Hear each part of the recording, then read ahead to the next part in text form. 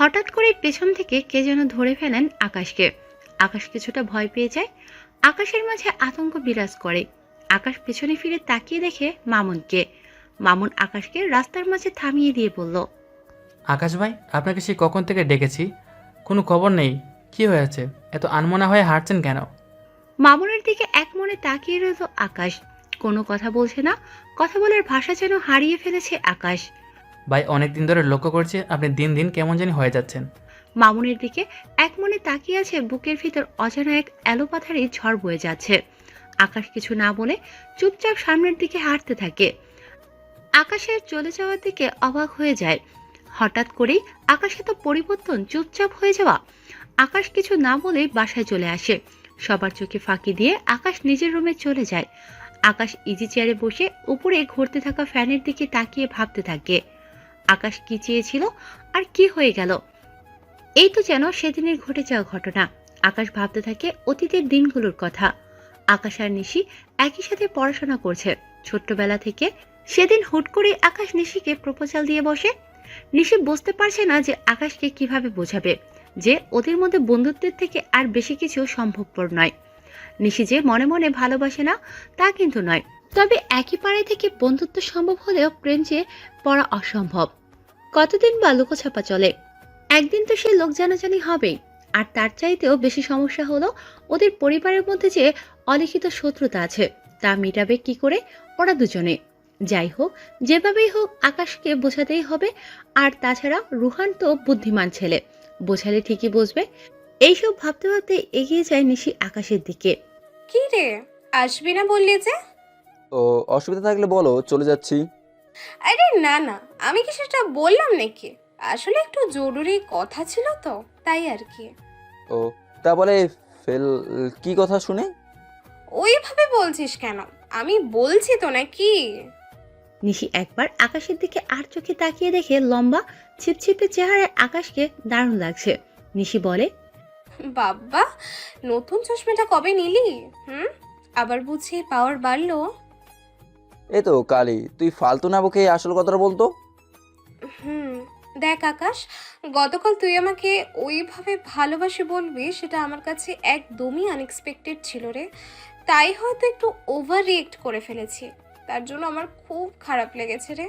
Sorry, please, I am extremely sorry Akash. তুই তো আমাকে ভালোবাসিস না, তাই রিফিউজ করছিস। এতে এত খারাপ লাগার কি আছে নিশি? কিছুক্ষণ দুজনেই চুপ। ইতিমধ্যেই নিশির চোখ ভরে কানায় কানায় পূর্ণ হয়ে গেছে।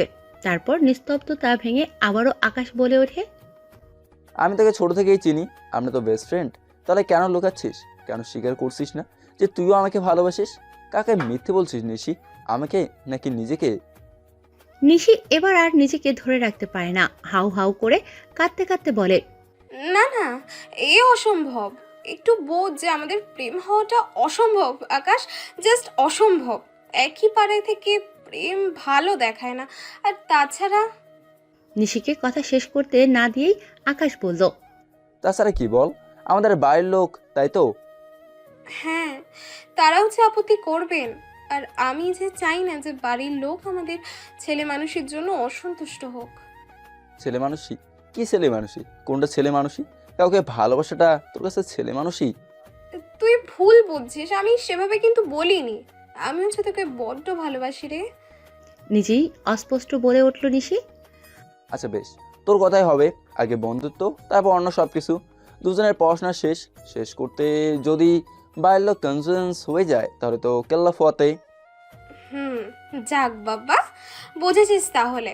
এই জন্যই তোকে এতটা ভালোবাসতে ইচ্ছে করে। উফ, এইবার তো একটু হাসুন মশাই। না রে, ভাবছি যদি কনভিন্স করতে না পারি তাহলে। পারবি, সময় হলে সেসব দেখা যাবে। এখন চল তো ফুচকা খাওয়া যাক। আকাশ আর কথা না বাড়িয়ে নিশির কথায় সায় দিল। দুজনে মিলে ফুচকা খেতে চলে গেল। নিশি আর আকাশকে দিনগুলো ভালোই চলতে শুরু করলো। দুজনের পরীক্ষা শেষ। এখন মেডিকেলে ভর্তি পরীক্ষার জন্য প্রস্তুতি নিচ্ছে। পরীক্ষা আর নিশি অনেক ভালোই মেধাবী। সবাই জানে দুজনেই মেডিকেলে চান্সও পাবে। সেই কবে থেকে বাসার বাহিরে যেতে পারে না। আকাশ আর নিশির সম্পর্ক এগিয়ে যেতে থাকে। দুজনেই ভালো রেজাল্ট করে মেডিকেলে ভর্তি পরীক্ষা দেয়। রেজাল্ট দিতে একটু দেরি হওয়া নিশি খুব টেনশনে আছে। না জানি কি হয়, যদি মেডিকেলে ভর্তি হতে না পারে তাহলে বাসা থেকে বিয়ে দিয়ে দিবে। বারান্দায় দাঁড়িয়ে কথাগুলো আনমনে ভাবতে থাকে নিশি। হঠাৎ করে পেছনে কারো হাতের স্পর্শ পেয়ে কিছুটা ভয় পেয়ে যায়। পেছনে তাকিয়ে দেখে আকাশ দাঁড়িয়ে আছে। কি রে, তুই এখানে? এই অসময়ে এখানে কেন? নিশির মায়াবী কাজল টানা চোখের দিকে তাকিয়ে বলল, কেন আসতে পারে না নাকি আসতে মানা আছে আমার? না, তা আমি কি তা বলেছি নাকি?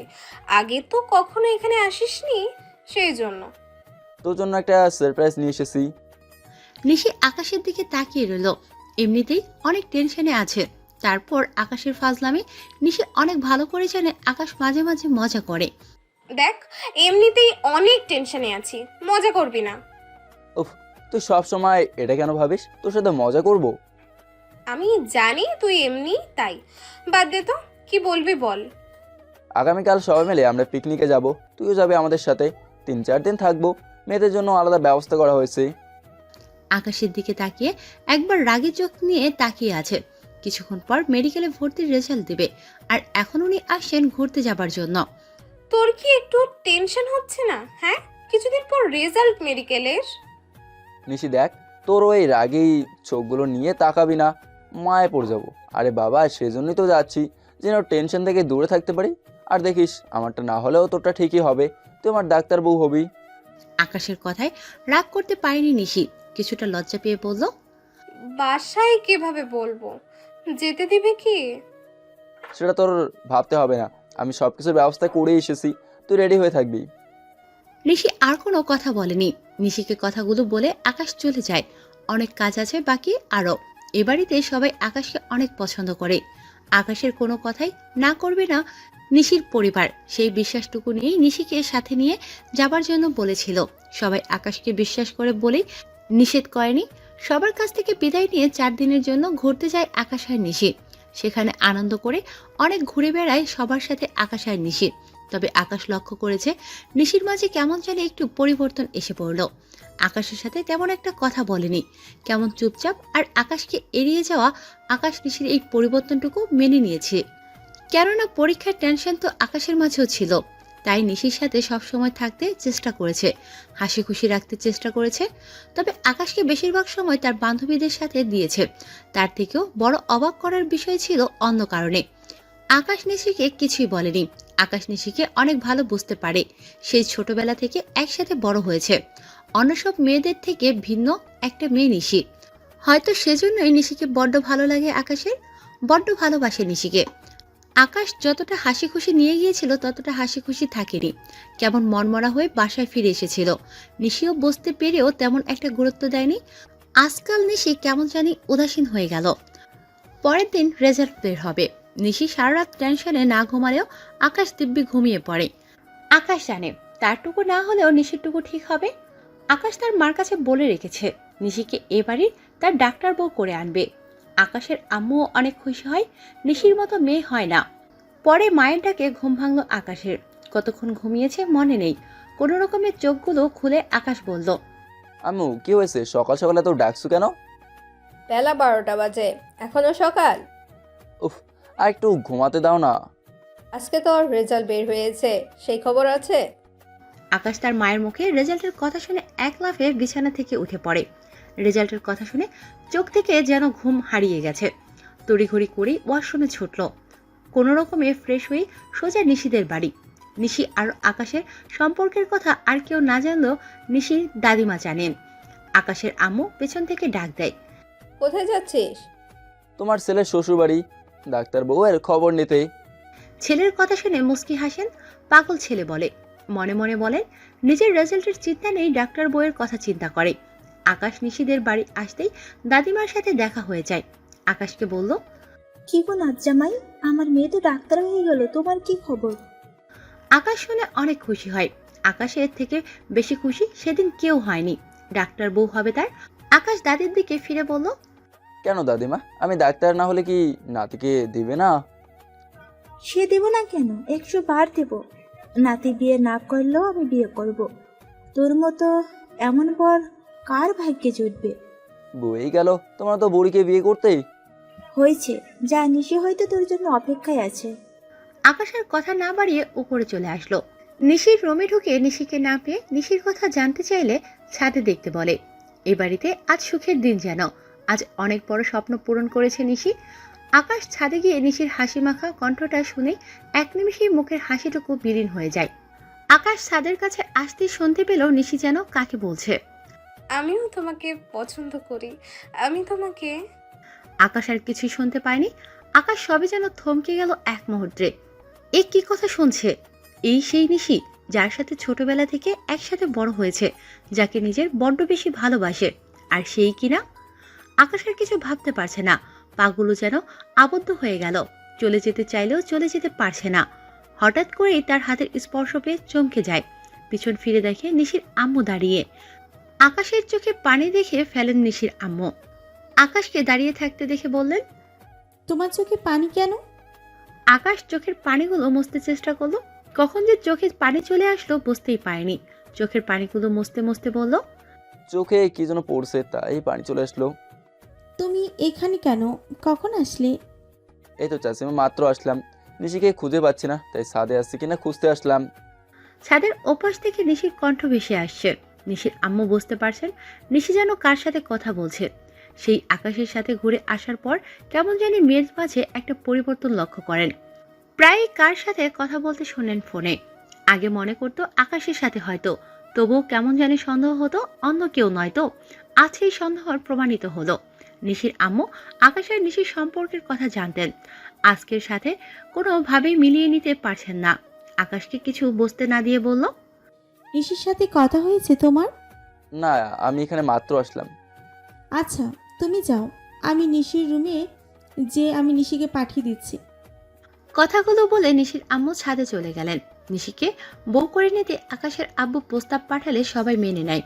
তাদের মাঝে যে এতদিনের পুরনো শত্রুতা এত তাড়াতাড়ি শেষ হয়ে যাবে নিশি আর রুহানের সম্পর্ক নিয়ে তা কেউ ভাবতে পারেনি। তবে নিশি আর আকাশের সম্পর্কের কথা তারা সবাই জানলেও শুধু আকাশ আর নিশি জানতো না। তাই সবাই মিলে সিদ্ধান্ত নিয়েছে আকাশ আর নিশির পড়াশোনা শেষ হলে তাদের বিয়ের কথা বলবে। এতদিন বিষয়টি লুকিয়ে রাখবে।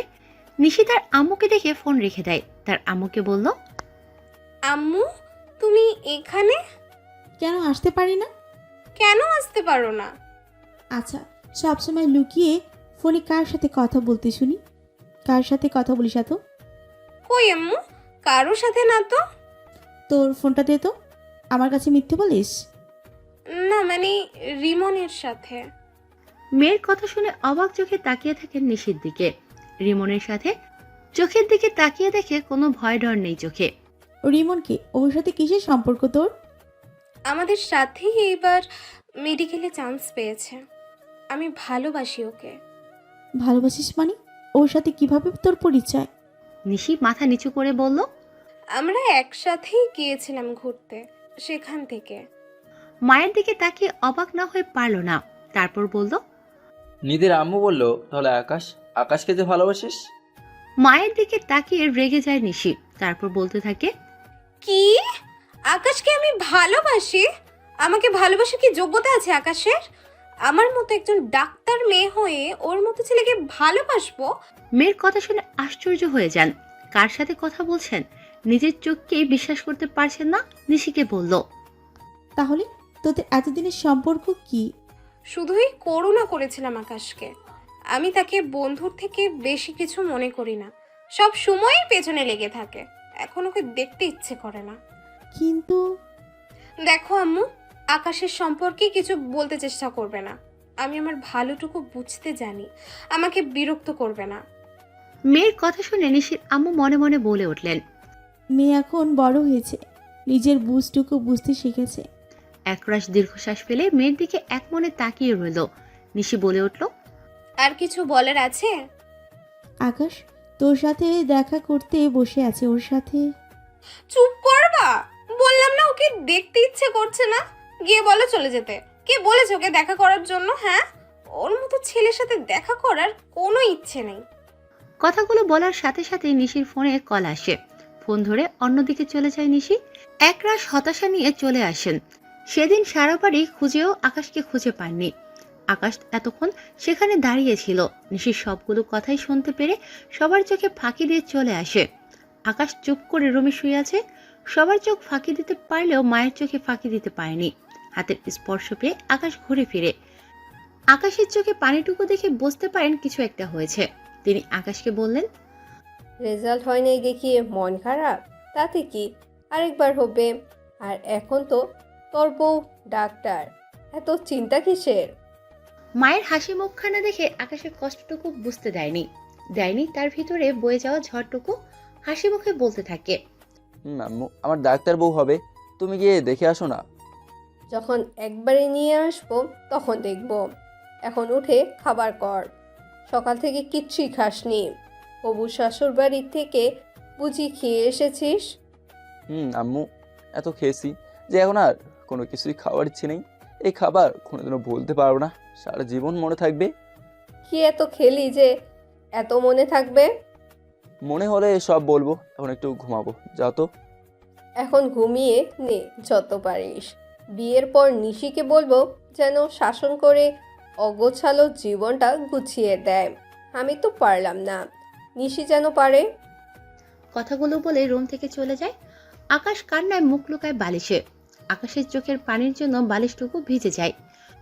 সন্ধ্যার সময় চিৎকার চিল্লানো শুনে ধরপড় করে সজাগ হয় আকাশ। কিছুক্ষণ সময় পরেই বুঝতে পারে আব্বুর কণ্ঠ। গায়ে হাত তোলা বাদ দিয়ে আকাশকে সবকিছু বলেন। শুধু আকাশকে বলেই ক্লান্ত হয়নি, আকাশের আম্মুকেও ছাড় দেয়নি। কলেজের সামনে মুখ দেখাবে কি করে? নিশির কিভাবে হলো, তার হলো না কেন? মধ্যরাতে সবাই ঘুমিয়ে পড়ল, ঘুম আসেনি আকাশের আম্মুর। ছেলেটিকে এমনভাবে কোনোদিনও কথা বলেনি। ওপাশের ফিরে থাকা মানুষটি কোনোদিনও এমন ব্যবহার করতে দেখেনি। আকাশের আব্বু কি যেন ভাবতে ভাবতে কখন যে ঘুমিয়ে পড়ে বুঝতে পারেনি। সকালবেলায় আকাশের আম্মুর ডাক শুনে ওঠেন, দৌড়ে আকাশের ঘরে যান। কাল রাতে এত করে বকাবকি করলেন, আবার কোনো কিছু করে ফেললো না তো? গিয়ে দেখে আকাশ রুমে কান্না করছে। আকাশ ঘরে নেই। কি হয়েছে? আকাশ কোথায়? আকাশের আম্মু কান্না করতে করতে একটা চিঠি ধরিয়ে দেন হাতে। চিঠি খুলে পড়তে শুরু করলেন। আব্বু আমাকে ক্ষমা করে দিও, তোমার মনের ইচ্ছে পূরণ করতে পারলাম না, তাই অনেক দূরে চলে যাচ্ছি। ভয় পেও না, আত্মহত্যা করবো না, সময় হলে সবই শুনতে পারবে। চিঠি পড়ে দুজনেই কান্নায় ভেঙে পড়ে। অনেক খুঁজেও ছেলেকে পায়নি। আকাশের কথা শুনে সবাই অনেক চিন্তা করলেও নিশি কোনো কিছুই পরিবর্তন হয়নি, যেন আপদ দূর হয়েছে জীবন থেকে। আকাশ এক অজানা শহরে পাড়ি দিল। কোনো কিছুই চিনে না, জানে না। চারদিকে দালান কোঠা, এ কোথায় এসে পড়লো, কোথায় যাবে জানে না। 4 দিন পথে পথে ঘুরে বেড়ানো, পকেটে যে টাকাগুলো ছিল সেগুলো দিয়ে দিব্যি চলে গেল। আকাশ ভাবতে থাকে কিছু একটা করতে হবে। ভাবতে ভাবতে আর মনে পথ হাঁটতে থাকে। তখন মামুন নামের একজনের সাথে দেখা হয়। তার কোনো কথার জবাব না দিয়ে আবার আনমনে হাসতে শুরু করে। কোথায় এসেছে জানে না। হঠাৎ দূরে একটা গাড়ি চোখ পড়লো, পাশেই কিসের সাথে যেন অ্যাক্সিডেন্ট করেছে। আকাশ দৌড়ে চলে যায়, গিয়ে ভিতরে একটা মেয়েকে দেখতে পায়। আশেপাশে তাকিয়ে কোনো কিছুই পাচ্ছে না। মেয়েটি বেঁচে আছে, তবে হাসপাতালে নিয়ে যেতে হবে। আকাশ এই অজানা শহরে কিছুই চেনে না, কি করবে বুঝতে পারছে না। হঠাৎ এক রিক্সা দেখতে পায়। রিক্সাওয়ালাকে অনেক বলে হাসপাতালের দিকে রওনা হলো। ডাক্তার চিকিৎসা করে ঘুমের ইঞ্জেকশন দিয়ে দিল। ভোরবেলায় ঘুম ভাঙলো। সারা রাত আকাশ না ঘুমিয়ে পাশেই সজাগ হয়ে বসে রইল। ঘুম থেকে উঠে বসতে চাইল। আকাশ তখন একটু ঘুমে চলে আসছিল। তখন সে ঘুমিয়ে পড়লো, বুঝতেই পারেনি। হঠাৎ করে চিৎকার শুনে আকাশ উঠে পড়ে। এই ছেলে, কে তুই? আমার মাথার কাছে ঘুমাচ্ছিস কেন? আকাশ চিৎকার শুনে সাথে সাথে উঠে পড়ে। নিজেকে একটু সময় নেয়। প্লিজ চিৎকার করবেন না, আপনার মাথায় আঘাত লেগেছে, ডাক্তার নিষেধ করেছে কথা বলার জন্য। আমার লাইফ তোরে বলতে বলছি? হ্যাঁ, তুই কে? আর আমি এখানে কেন? আকাশ অবাক হয়ে যায় ব্যবহার দেখে। নিজেকে কোনো রকমে শান্ত রেখে বলল, প্লিজ আস্তে কথা বলেন। মেয়েটির চিৎকার শুনতে পেয়ে ডাক্তার ও নার্স ছুটে আসে। ডাক্তার এসেই বলল, এ কি, আপনি চিৎকার করছেন কেন? নার্স, ওনার ইঞ্জেকশনটা আনো। ডাক্তারের কথা শুনে নার্স চলে যায়। মেয়েটি বলল, আমি এখানে কেন? কাল আপনি অ্যাক্সিডেন্ট করেছিলেন, উনি আপনাকে এখানে নিয়ে এসেছেন। আমাকে কে বলেছে নিয়ে আসতে? আমি বাঁচতে চাই না, মরতে চাই আমি। কথাগুলো বলেই কান্নায় ভেঙে পড়ে। আকাশ চুপ করে দেখে যাচ্ছে। মেয়েটির কান্না দেখে ডাক্তার অবাক হয়ে যায়। হঠাৎ করে উঠে দৌড় দেয়, যার জন্য কেউ মোটেও প্রস্তুত ছিল না। আকাশ কিছু বোঝার আগেই রুম থেকে বের হয়ে যায়। আরে আপনি দাঁড়িয়ে আছেন কেন? যান, মেয়েটিকে ধরেন, নয়তো বারান্দা থেকে লাফ দিতে পারে। ডাক্তারের কথায় যেন হুঁশ হয়, এক মুহূর্ত সময় নষ্ট না করেই পিছনে দৌড় দেয়। মেয়েটি লাফ দেওয়ার শেষ মুহূর্তেই আগেই ধরে ফেলে। সবাই পিছনে পিছনে দৌড়ে আসে। মেয়েটির কাণ্ড দেখে হতবাক হয়ে যায়। কেউ কিছু বোঝার আগেই ঠাস করে মেয়েটিকে চড় দিয়ে দেয় আকাশ। আকাশ যখন চড় মারে তখন অবাক হয়ে তাকিয়ে থাকে আকাশের দিকে সবাই। মেয়েটি কিছুক্ষণের জন্য নিশ্চুপ হয়ে যায়। আকাশের শার্টের কলার ধরে বলতে থাকে, তুইও আমাকে মারলি, মেরে ফেল আমাকে, হে জীবন থেকে আমাকে মেরে মুক্তি দে। কথাগুলো বলার সাথে সাথেই আকাশের বুকে ঢলে পড়ে। আকাশ তাড়াতাড়ি মেয়েটিকে ধরে ফেলে। সবাই অবাক হয়ে তাকিয়ে আছে। আকাশ মেয়েটিকে নিয়ে বেডে শুয়ে দেয়। ডাক্তার ইঞ্জেকশন দিয়ে আকাশের দিকে তাকিয়ে বলল। আপনার মেয়েটি কি হয়? আকাশ ডাক্তারের দিকে তাকিয়ে থাকে। ডাক্তার আকাশের দিকে তাকিয়ে আবার বলল, এই ওষুধগুলো নিয়ে আসেন, সময় মতো ওষুধগুলো খাওয়াবেন। আচ্ছা, ওর কি হয়েছে? তেমন কিছু হয়নি, মাথায় হালকা আঘাত পেয়েছে। ওষুধগুলো সময় মতো খাওয়ালে সব ঠিক হয়ে যাবে। তবে ডাক্তারের কথায় আকাশ কিছুটা বিচলিত হয়ে যায়। মনে হয় মানসিকভাবে আঘাত পেয়েছে, যার জন্য আত্মহত্যা করতে চায়। আপনি একটু খেয়াল রাখবেন, নয়তো আবার কখন কি করে ফেলবে ঠিক নেই। ডাক্তারের কথা শুনে আকাশ ভাবতে থাকে, কিসের মাঝে যেন ডুবে যায়। ডাক্তার আরো কি বললো খেয়াল করেনি। হঠাৎ ডাক্তার আকাশের হাত ধরে টান দেয়। এই যে, কি ভাবছেন আপনি? কিছু না। আপনার কি হয় মেয়েটি? আকাশ ডাক্তারকে সব খুলে বলল, শুধু নিজের পরিচয়টুকু লুকিয়ে গেল। আকাশের দিকে ডাক্তার তাকিয়ে বলল, সত্যি আপনাকে দেখে মনে হয় না এই পৃথিবীতে এখনো ভালো মানুষ হারিয়ে গেল। অন্যের বিপদে এগিয়ে আসার মতো মানুষ আছে এই শহরে যেন কেউ কারো না। আপনার কোনো সমস্যা হলে আমাকে বলবেন, আমি যতটুকু পারি সাহায্য করব। আকাশ ডাক্তারকে নিয়ে থানায় যায়। সেখানে গাড়ির নাম্বার অনুযায়ী বাড়ির ঠিকানা বের করা হয়। আকাশ মেয়েটির মাথার পাশে বসে আছে। ঘুমের ওষুধ দেওয়ায় মেয়েটির ঘুমিয়ে আছে। একটা মেয়েকে ঘুমের মাঝে কতটুকু সৌন্দর্য দেখায় সেটা কেউ না দেখলে বিশ্বাসই করতো না। আকাশের অনেকবার এই সৌন্দর্য দেখার সৌভাগ্য হয়েছে, তবে আগের দেখা সৌন্দর্যের থেকেও যেন হারিয়ে যায়। মুখের কাছে চুলগুলো পড়ে আছে।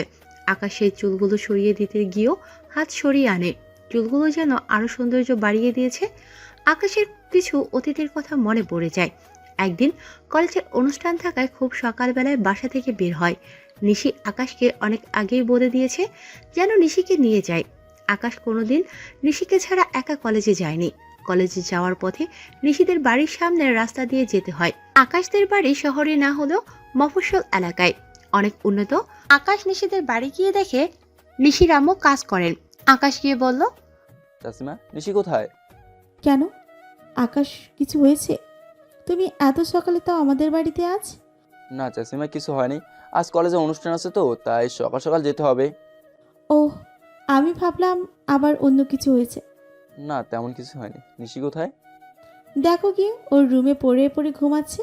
আর কি করবে, সকালবেলা আমার কাজে একটু সাহায্য করবে সেটাও পারে না। কথাগুলো বলে নিশির আম্মু চলে যায়। আকাশ আর কিছু না বলে নিশির রুমের দিকে পা বাড়ায়। নিশির রুমে এসে দেখে নিশি এখনো ঘুমোচ্ছে। নিশিকে ডাকতে গিয়েও থমকে যায়। এই প্রথম কোনো মেয়েকে ঘুমন্ত অবস্থায় কাছ থেকে দেখছে। আকাশ অনেকবার শুনেছে ঘুমন্ত অবস্থায় নাকি মেয়েদের দেখতে বাকি সব থেকে সৌন্দর্য লাগে। আকাশ নিশিকে ডাক দিতে গিয়েও থেমে যায়। খুব কাছ থেকে সেই সৌন্দর্য দেখার হাতছানি হারিয়ে ফেলতে ইচ্ছে করছে না। তাই নিশির খুব কাছে এসে দেখতে থাকে নিশিকে। নিশির দিকে কতক্ষণ ধরে তাকিয়েছিল মনে নেই। হঠাৎ করে আকাশের নাক কে যেন ধরে টান দেয়। এই স্যার, স্যার বলছি, ব্যথা লাগছে। ব্যথা লাগলে লাগুক, তুই আমার দিকে এমন উপর হয়ে কি দেখছিস? হ্যাঁ, যদি কেউ দেখে ফেলে কি মনে করবে? উফ, আমি কি জানতাম তুই সজাগ হয়ে যাবি। কলেজে যাবার জন্য ডাকতে এসে দেখি তুই ঘুমিয়ে আসিস। ও, তাই এমন ভাবে তাকিয়েছিলি? এরকম সৌন্দর্য কেউ কি মিস করতে চায়? তুই কখন সজাগ হলি? সেই কখন থেকে দেখছি তুই আমার দিকে তাকিয়ে আছিস। কেউ যদি দেখতো তাহলে কি হতো বলতো? দেখলে দেখ, আমার বউকে দেখছি। কার কি হয়েছে, শর্ত রেডি হয়নি, অনেক দেরি হয়ে যাচ্ছে। আকাশকে এক ধাক্কায় সরিয়ে দেয়। নিশি রেডি হয়ে আকাশের সাথে কলেজে যায়। সারাদিন একসাথে ঘুরে ফিরে অনেক মজা করেছে আজ। নিশিকে অনেক সুন্দর দেখাচ্ছে। বাসায় আসার পথে আকাশ আরোকে বলল, তুই আমার দিকে তো তাকিয়ে থাকিস কেন বলতো? এমনি আমার ইচ্ছে, তোর কি? আমার কি না? হ্যাঁ, তাহলে লিমার দিকে তাকিয়েছিলি কেন? কোন লিমা? কয়টা লিমাকে চিনিস তুই? নাম রিক্সা থেকে। এই বলে আকাশকে কোনো কথা বলার সুযোগ না দিয়ে নামিয়ে দেয়। আর কিছু বলতে যাবে তার আগেই বলে উঠল, খবরদার আমার কাছে আসতে চেষ্টা করবি না। এই রিক্সা চলেন। আকাশ চুপ করে দাঁড়িয়ে থাকে। হঠাৎ করে কেন এমন করছে বুঝতে পারছে না। নিশি চলে যাওয়াটুকু শুধু দেখছে। হঠাৎ দূরে রিক্সা থেমে গেল। আকাশ সেদিকে তাকিয়ে রইল। নিশি আকাশের দিকে তাকিয়ে মুচকি হেসে উঠল। নিশির সেই হাসি দেখে সব রাগ পানি হয়ে গেল যেন। নিশি ডাকলেও আকাশ ইচ্ছে করছে যায়নি। নিশি ভেংচি কেটে চলে গেল। আকাশ রুমে শুয়ে আছে সন্ধ্যায়। হঠাৎ করেই রুমের মাঝে শব্দ শুনে ঘুরে তাকায়। অবাক হয়ে যায়, এ কাকে দেখছে। আরে তুমি এতদিন পর তা হঠাৎ করে? নীলিমা মুচকি হেসে বলল, আমি কেন আসতে পারি না? আরে তাই কেন হবে, আসো আসো বসো। কেমন আছো? ভালো আছি, তুমি কেমন আছো? আমিও ভালো আছি। নীলিমা কিছুক্ষণ আকাশের দিকে তাকিয়ে বলল, কি ব্যাপার, কেমন চিন্তিত মনে হচ্ছে? কারোর কথা ভাবছো বুঝি? নীলিমার কথা শুনে ভাবতে থাকে, সত্যি তো ভাবছিল কিছু। নীলিমা কি করে বুঝলো? তুই কি করে বুঝলি? আকাশের কথা শুনে নীলিমা হেসেই শেষ। কোনো রকমে হাসি থামিয়ে বলল, তুমি কারোর প্রেমে পড়েছো, আর হঠাৎ কেউ যখন কারোর প্রেমে পড়ে যায় তাহলে সে খুব চিন্তায় থাকে, তাকে নিয়ে খুব টেনশনে থাকে, যদি আবার হারিয়ে ফেলে আবার, তাই সব সময় তার মাঝে যেন দুশ্চিন্তার ছাপ ফুটে ওঠে। নীলিমার কথা শুনে অবাক হয়ে যায়। সেও কার কথা শুনছে? সেদিনের সেই মেয়েটি আজ এত কিছু জানলে কি করে? মেয়েরা নাকি বাস্তবতা সম্পর্কে খুব সচেতন, সেটা এখন নীলিমাকে দেখলেই বোঝা যায়। নীলিমাকে এখন অবশ্য ছোট্ট মেয়েটি বলা যায় না। তার সাথে পড়াশোনা করে। নীলিমা সম্পর্কে তার ফুফাতো বোন হয়। অনেক মেধাবী আর বুদ্ধিমতী মেয়ে বলা যায়। কি হলো, আবার কোন ভাবনার জগতে হারিয়ে গেলে? কই না তো, তুই কখন আসলি? উফ, আমার কাছে মিথ্যে বলো না, বলো বলো কার কথা ভাবছিলে? নীলিমার কথা শুনে কিছুটা লজ্জা পায়। নীলিমার চোখে সেটা এড়িয়ে যেতে পারেনি। কথা ঘুরিয়ে বলল, তুই কি একাই আসলি নাকি ফুপুর সাথে এসেছেন? দেখো, আমার কথা এড়িয়ে যাচ্ছ। তুই না একটু বেশি পেকে গেছিস। আকাশ কথাগুলো বলে বিছানা থেকে উঠে পড়ে। নীলিমা পেছন পেছন ডেকেও কোনো পাত্তা পায়নি। নীলিমা মনে মনে খুব রাগ হয়। আকাশ ফ্রেশ হয়ে খাবার টেবিলে যায়। বাসায় ফিরে কিছু খায়নি। আকাশ তার আম্মুকে বলল, আম্মু খাবার দাও, ক্ষুধা লাগছে। দিচ্ছি বস। আর তুই নীলিমাকে কি বলেছিস? মেয়েটি মন খারাপ করে বসে আছে। আকাশ তার মায়ের কথা শুনে অবাক হয়ে যায়। কি বলে? আকাশ তো কিছুই বলেনি। খাবার টেবিল ছেড়ে উঠে দাঁড়িয়ে বলল, আম্মু পাখিটা কই? সেই কখন এসেছে, এখনো খাওয়ার নাম নেই। বারান্দায় মন খারাপ করে দাঁড়িয়ে আছে। আকাশের কিছু না বলে সোজা বারান্দায় চলে যায়। সেখানে নীলিমাকে কেমন উদাসীন দেখাচ্ছে, কি যেন তাকিয়ে দূরে দেখছে। কিরে পাগলি, মন খারাপ করে আসিস কেন? আকাশের কথা শুনে চমকে যায় নীলিমা। আকাশকে এক নজর পেছন ফিরে তাকিয়ে বলল, কিছু না, বিরক্ত করো না তো। আচ্ছা যা, বিরক্ত করবো না। ভেবেছিলাম তোকে নিয়ে ঘুরতে যাব, সেটা তো আর যাওয়া হলো না, তাই আমি একাই যাই। কি বললা? আমাকে না নিয়ে একাই ঘুরতে যাবা? ও মা, তুই তো বললি বিরক্ত না করতে। তাই বলে ঘুরতে না করলাম কখন? এত কথা জানি না, তোর সাথে কথা বলে পারবো না। তুই যাবি আমার সাথে ঘুরতে?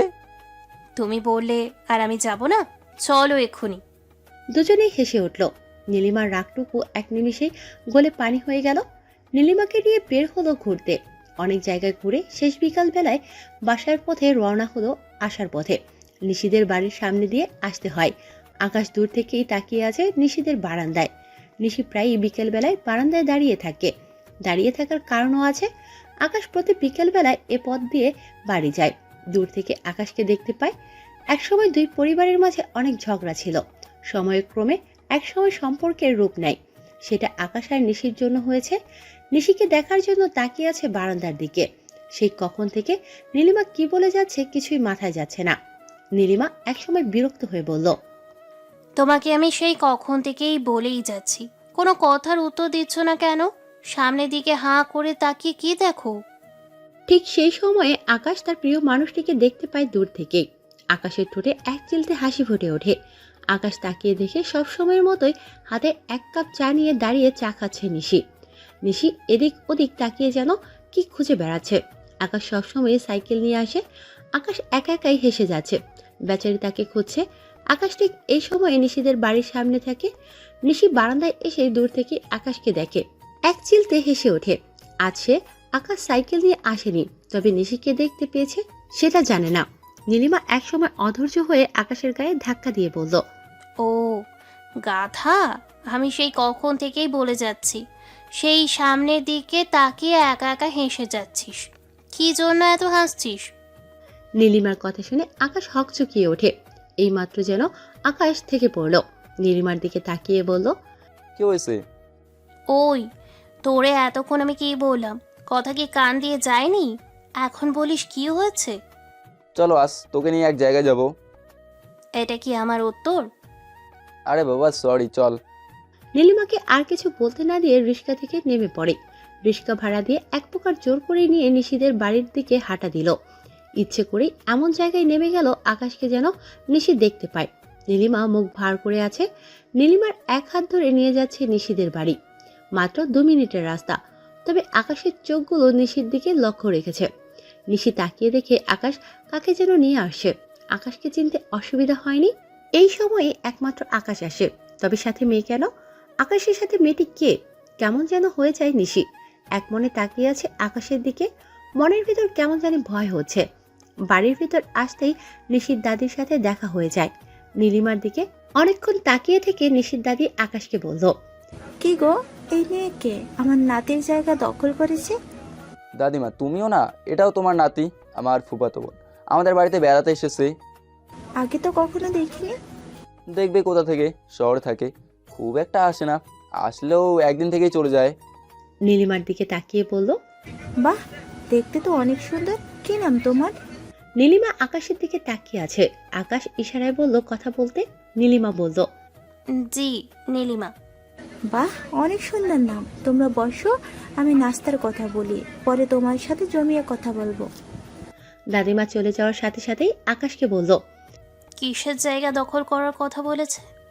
আকাশ কিছু বলবে তার আগে নিশি এসে হাজির। আকাশ নিশির দিকে এক মনে তাকিয়ে আছে। নিশিকে আজ অনেক সুন্দর যেন লাগছে। নিশি আজ শাড়ি পরে আছে, অপূর্ব লাগছে। নিশিকে যেন তাকিয়ে থাকতে ইচ্ছে করছে। নিশির দিকে চোখ ফেরাতে পারছে না। কি রে, হা করে আছিস কেন? কখন আসলি? এই তো মাত্র। উনি কে? চিনলাম না তো। নীলিমা, ও হচ্ছে আমার বন্ধু নিশি, আমরা একই সাথে পড়াশোনা করি। আর নিশি, ও হচ্ছে আমার ফুফাতো বোন নীলিমা, আমাদের এখানে বেড়াতে এসেছে।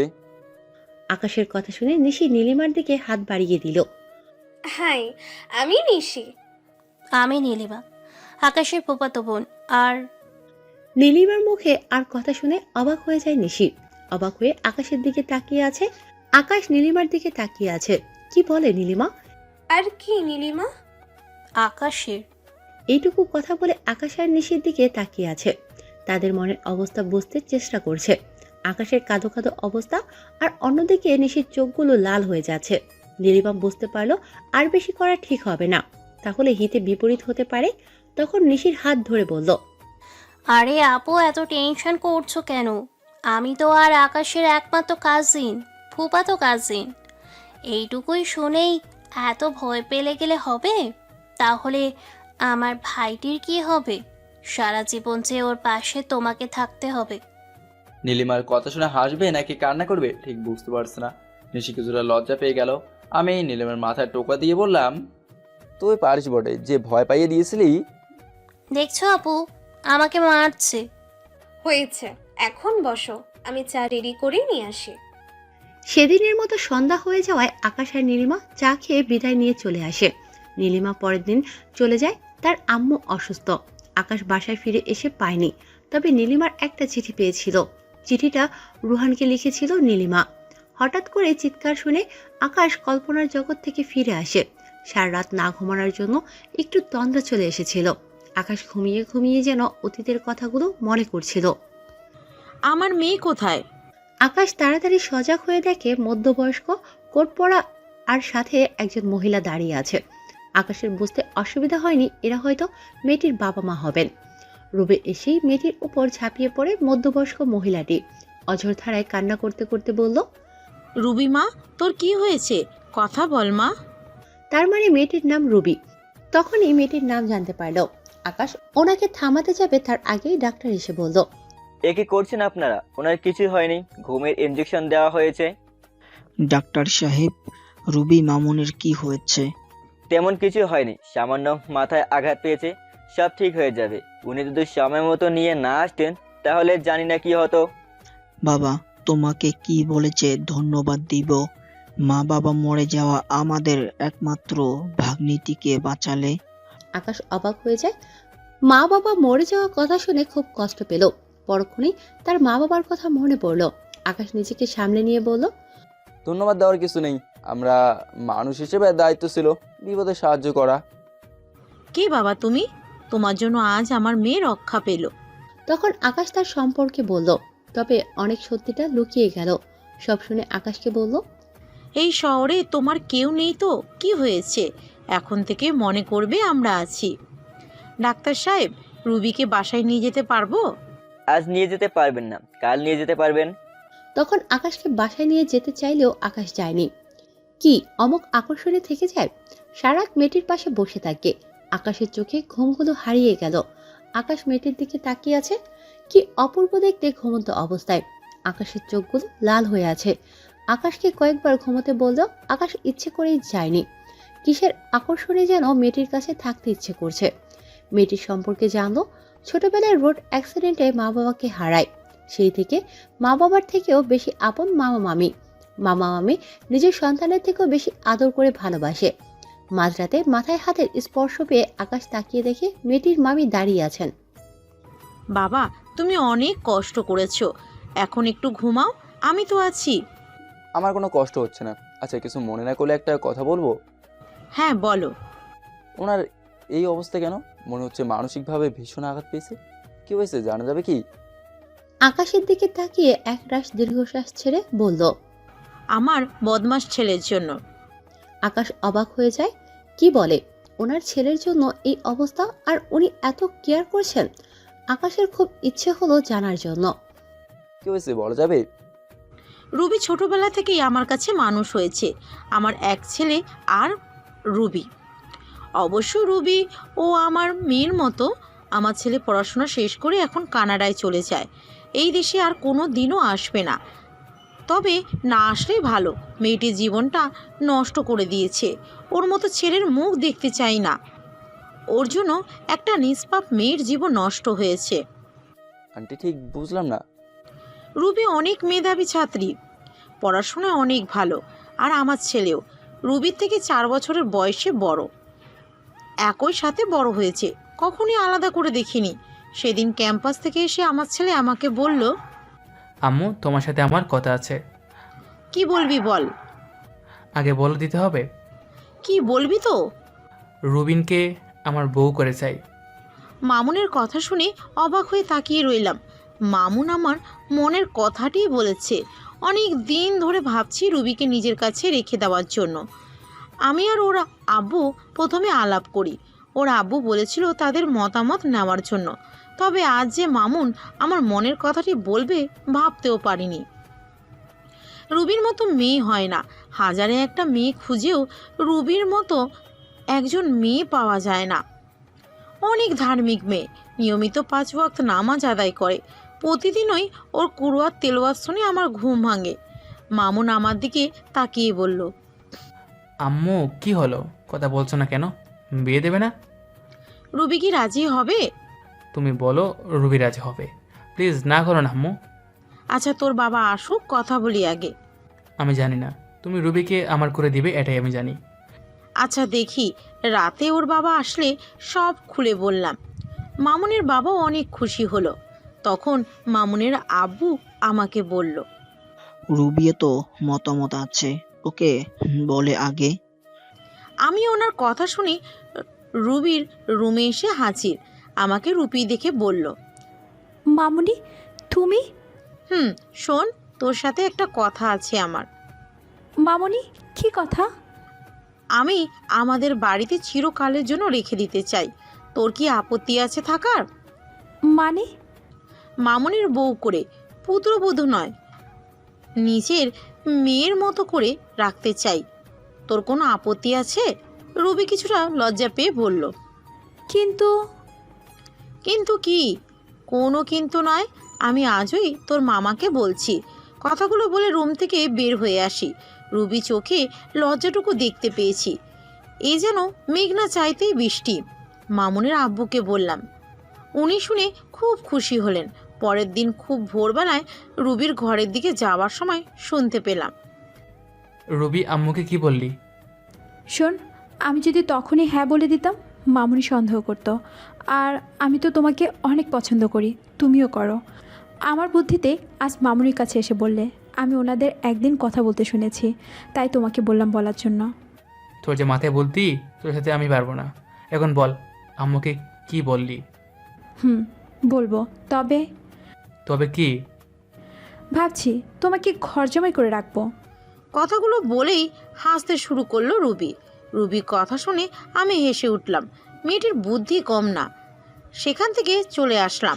তারপর বিয়ে ঠিক করে ফেললাম। রুবির পরীক্ষার পর বিয়ে হবে। সব কিছুই ঠিকঠাক চলছিল, তবে হঠাৎ করে যেন কিসের একটা আভাস পাচ্ছিলাম। মেয়েটির মাঝে সেই আগের হাসিটুকু নেই। কেমন যেন মনমরা হয়ে থাকে সারাদিন। আগের মধ্যে হাসে না, খাওয়া দাওয়া করে না, কেমন চুপচাপ হয়ে থাকে। একদিন মামুনের আব্বু আমাকে বলল। শুনছো? বলল। রুবির কি হয়েছে? আগের মতো নেই, কেমন একটা পরিবর্তন হয়ে গেল। আমিও ভাবছি তো, কাল মেয়েটির কাছে জানতে চাইবো, একবার ভাবছি। তোমার সাথে অনেক ফ্রি, একবার জানতে চাও তো, কেমন যেন মনমরা হয়ে থাকে। পরের দিন সবাই বাসা থেকে চলে গেলে রুবির রুমে গিয়ে দেখতে পাই শুয়ে আছে। কাছে গিয়ে বসি, দেখতে পাই কান্না করছে, চোখে পানি মেয়েটির। মামুনি, কি হয়েছে? কান্না করছো কেন? কই, এমনি। তুমি কখন এলে? দেখো, আমার কাছে মিথ্যা বলবো না। আমি তোমাকে সেই ছোট্টবেলা থেকে নিজের কাছে আগলে রেখেছি। কি হয়েছে বলো। আমার কথা শুনে জাপটে ধরে কান্নায় ভেঙে পড়ল। রুবির কান্না দেখে অবাক হয়ে গেলাম। এই প্রথম রুবির কান্না দেখতে পেলাম। কি হয়েছে বলবি তো? মামুনি, আমার স্বপ্নগুলো ভেঙে দিয়েছে। রুবির কথা শুনে অবাক হয়ে গেলাম। কি বলে মেয়েটা? কাল তাদের মাঝে এত ভালো সম্পর্ক, আর এখন? তোর কোথাও ভুল হচ্ছে। মামুন এমন করবে কেন? তারপর রুবি আমাকে যা দেখালো তার জন্য একদম প্রস্তুত ছিলাম না। রুবি বালিশের নিচ থেকে পাসপোর্ট বের করে দিল, আমার হাতে ধরিয়ে দিয়ে বলল। মামুনি, এই নাও, আমার সব থেকে বড় উপহার মনে হয় এটাই ছিল। কথাগুলো বলে রুম থেকে বের হয়ে গেল। আমি অবাক হয়ে সেগুলো দেখছি। আমি তো আর তেমন পড়াশুনো জানি না, তাই বলতে পারছি না এগুলো কিসের কাগজ। তবে মামুনির আব্বু বিদেশে যাওয়ার জন্য কয়েকবার পাসপোর্ট দেখার সৌভাগ্য হয়েছে, সেই জন্য সেটা যে পাসপোর্ট সেটুকু বুঝতে পেরেছি। আমি কিছুই বুঝতে পারছি না, তবে এইটুকু বুঝতে বাকি নেই যে এই জন্য রুবি কান্না করছে। কিন্তু একটা তো হয়েছে নিশ্চয়, কিছু একটা তো হয়েছে নিশ্চয়ই। বিকেলবেলায় রুবির মামা বাসায় আসলে আমি কাগজগুলো দেখালাম। আমার দিকে তাকিয়ে রুবির মামা বলল। এ কি, তুমি পাসপোর্ট কোথায় পেলে? বিদেশে চলে যাচ্ছ নাকি? বিদেশে চলে যাচ্ছি মানে? এই কাগজগুলোর জন্য সকাল থেকে রুবি কান্না করছে। এইসব কিসের কাগজ? কান্না করছে মানে? কি হয়েছে? সেটা আমার কাছে জানতে না চেয়ে কাগজগুলো দেখে বল। আমার কথা শুনে সব কাগজগুলো দেখলো। দেখার পর চুপ করে চেয়ারে বসে পড়লো। কেমন জানি দেখাচ্ছে, চোখগুলো দিয়ে অঝরে পানি পড়ে যাচ্ছে। কি হয়েছে বলবে তো? এই কাগজগুলো মামুনের বিদেশে চলে যাবার কাগজ। কি বলো এসব তুমি? কবে এমন হলো কিছুই জানি না আমরা। আমার কথা শুনে উনি চুপ করে আছেন। ওনার নীরবতা কেমন জানি ভয় কাজ করছে। এমন কোনোদিনও দেখিনি। তুমিও তো বিদেশে যাও, আবার চলে আসো, এই জন্য কান্না করার কি আছে? হঠাৎ কান্নায় ভেঙে পড়েন। আমাকে জড়িয়ে ধরে অবুঝ শিশুর মতো কান্না করতে থাকেন। কি বলবো ভেবে পাচ্ছি না। ওনার কান্না দেখে অত হতবাক হয়ে যাই আমি। এই প্রথম ওনাকে এমনভাবে কান্না করতে দেখলাম। কোনো রকম নিজেকে সামলে নিয়ে বললাম, কি হয়েছে? এমন করছেন কেন? বলবেন তো? আমাদের ছেলে এখন বড় হয়েছে, চিরদিনের জন্য বিদেশে চলে যাচ্ছে, হয়তো আর কোনোদিনও ফিরবেন না। আন্টি বলল, বাবা তুমি অনেক কষ্ট করছো, এখন একটু ঘুমাও, আমি তো আসছি। আমি বললাম, মামুন, তুমি কি বিদেশে চলে যাচ্ছ? মামুনের এই ব্যবহারের জন্য মোটেও প্রস্তুত ছিলেন না। কেন তোমাদের বলে যেতে হবে? আমার অনুমতি ছাড়া কে আমার ব্যক্তিগত জিনিসে হাত দিয়েছে? মামুনের চাহনিটা ছিল রুবির দিকে। এই বাসায় একমাত্র রুবি ওর রুমে যেত, বেশিরভাগ সময় বই পড়তে যেত। একবার বলার প্রয়োজন মনে করলি না? আমার জীবন যেভাবে ইচ্ছা সেভাবে চলবে, তোমাদের কি বলতে হবে? মামুনের কথা শুনে অবাক হয়ে গেলাম।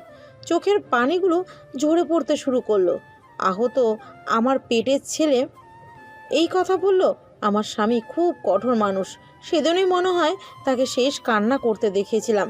মামুনকে বলল, আমাদের বলার প্রয়োজন বোধ করিসনি, মানলাম, তবে রবিকে তো বলতে পারতি। মেয়েটি তোকে এত ভালোবাসে, তোর বাড়ি আসার পথের দিকে তাকিয়ে থাকে। তুমি কি পাগল হয়েছো? রবিনীর মতো মেয়েকে বিয়ে করব আমি? কি আছে ওর? একটা এতিম মেয়ে, না দেখতে স্মার্ট, এই সমাজের সাথে যেতে পারে না।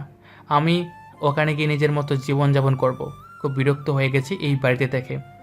হঠাৎ রুবির দিকে রেগে গিয়ে বলল, তো সাহস হলো কী করে আমাদের বাড়িতে থেকে আমার ব্যক্তিগত রুমে যাওয়ার? আর কোনো দিন যদি না বলে যাবি, গলা ধাক্কা দিয়ে বের করে দেব।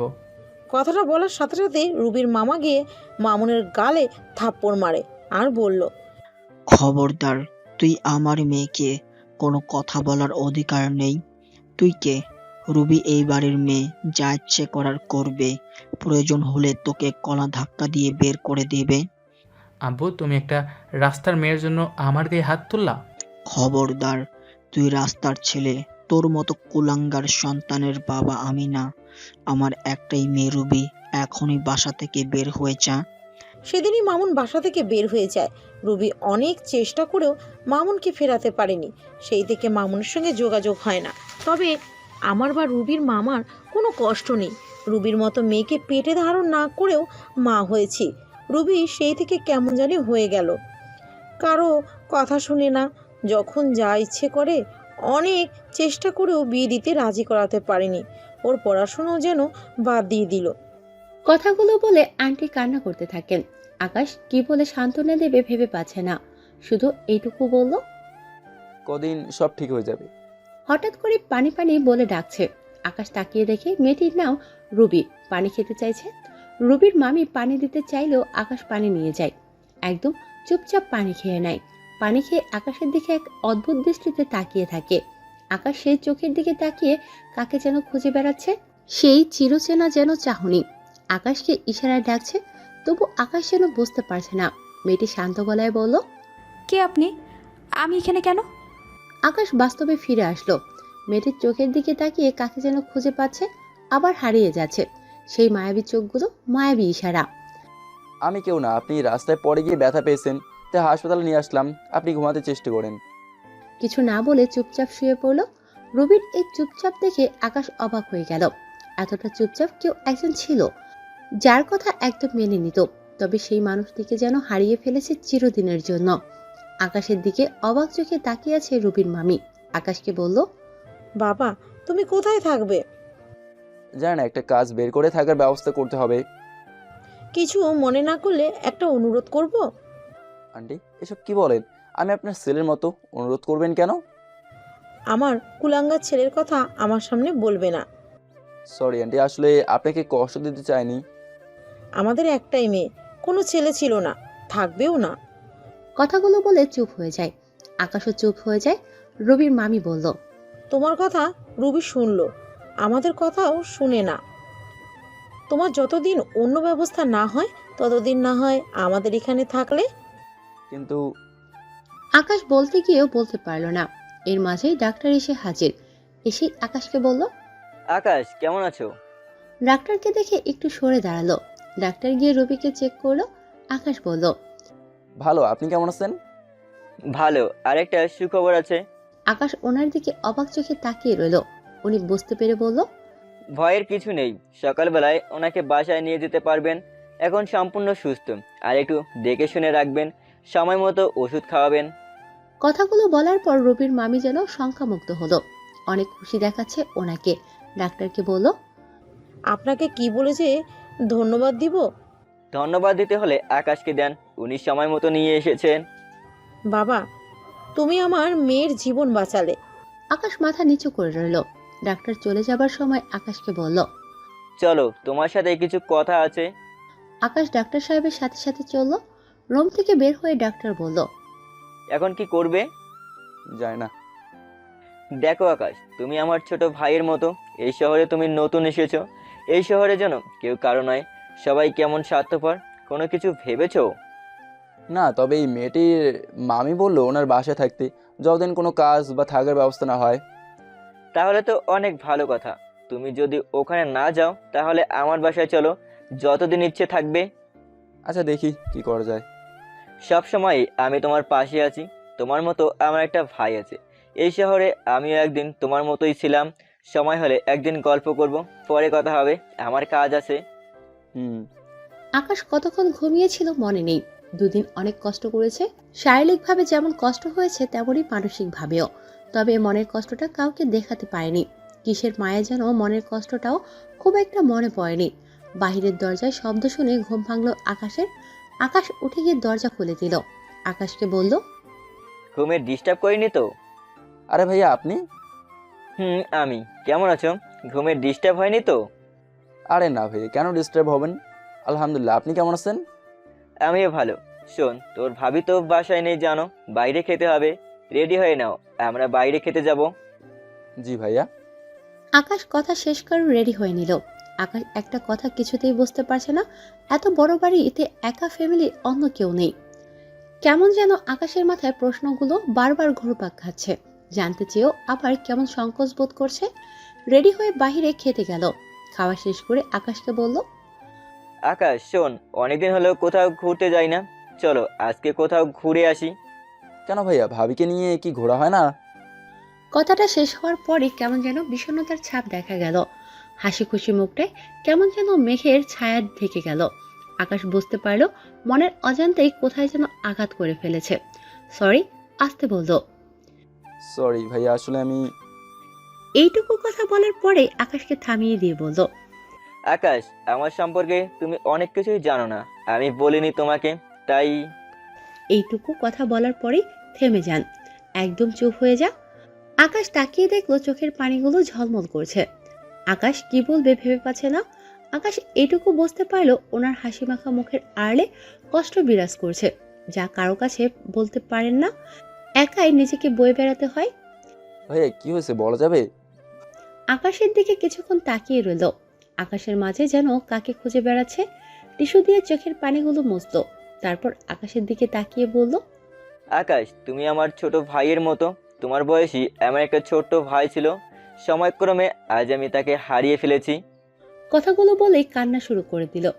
সবাই আকাশ আর ওনার দিকে তাকিয়ে আছে। সবাই অবাক হয়ে দেখছে। আকাশ কি বলবে ভেবে পাচ্ছে না। উনি কান্না থামিয়ে বলতে লাগলো, সেদিন বাসার সবাই ছুটি নিয়ে ঘুরতে গেলাম, আমি, মা, বাবা, আমার ভালোবাসার মানুষটি আর সব থেকে প্রিয় আদরের ছোট ভাইটি।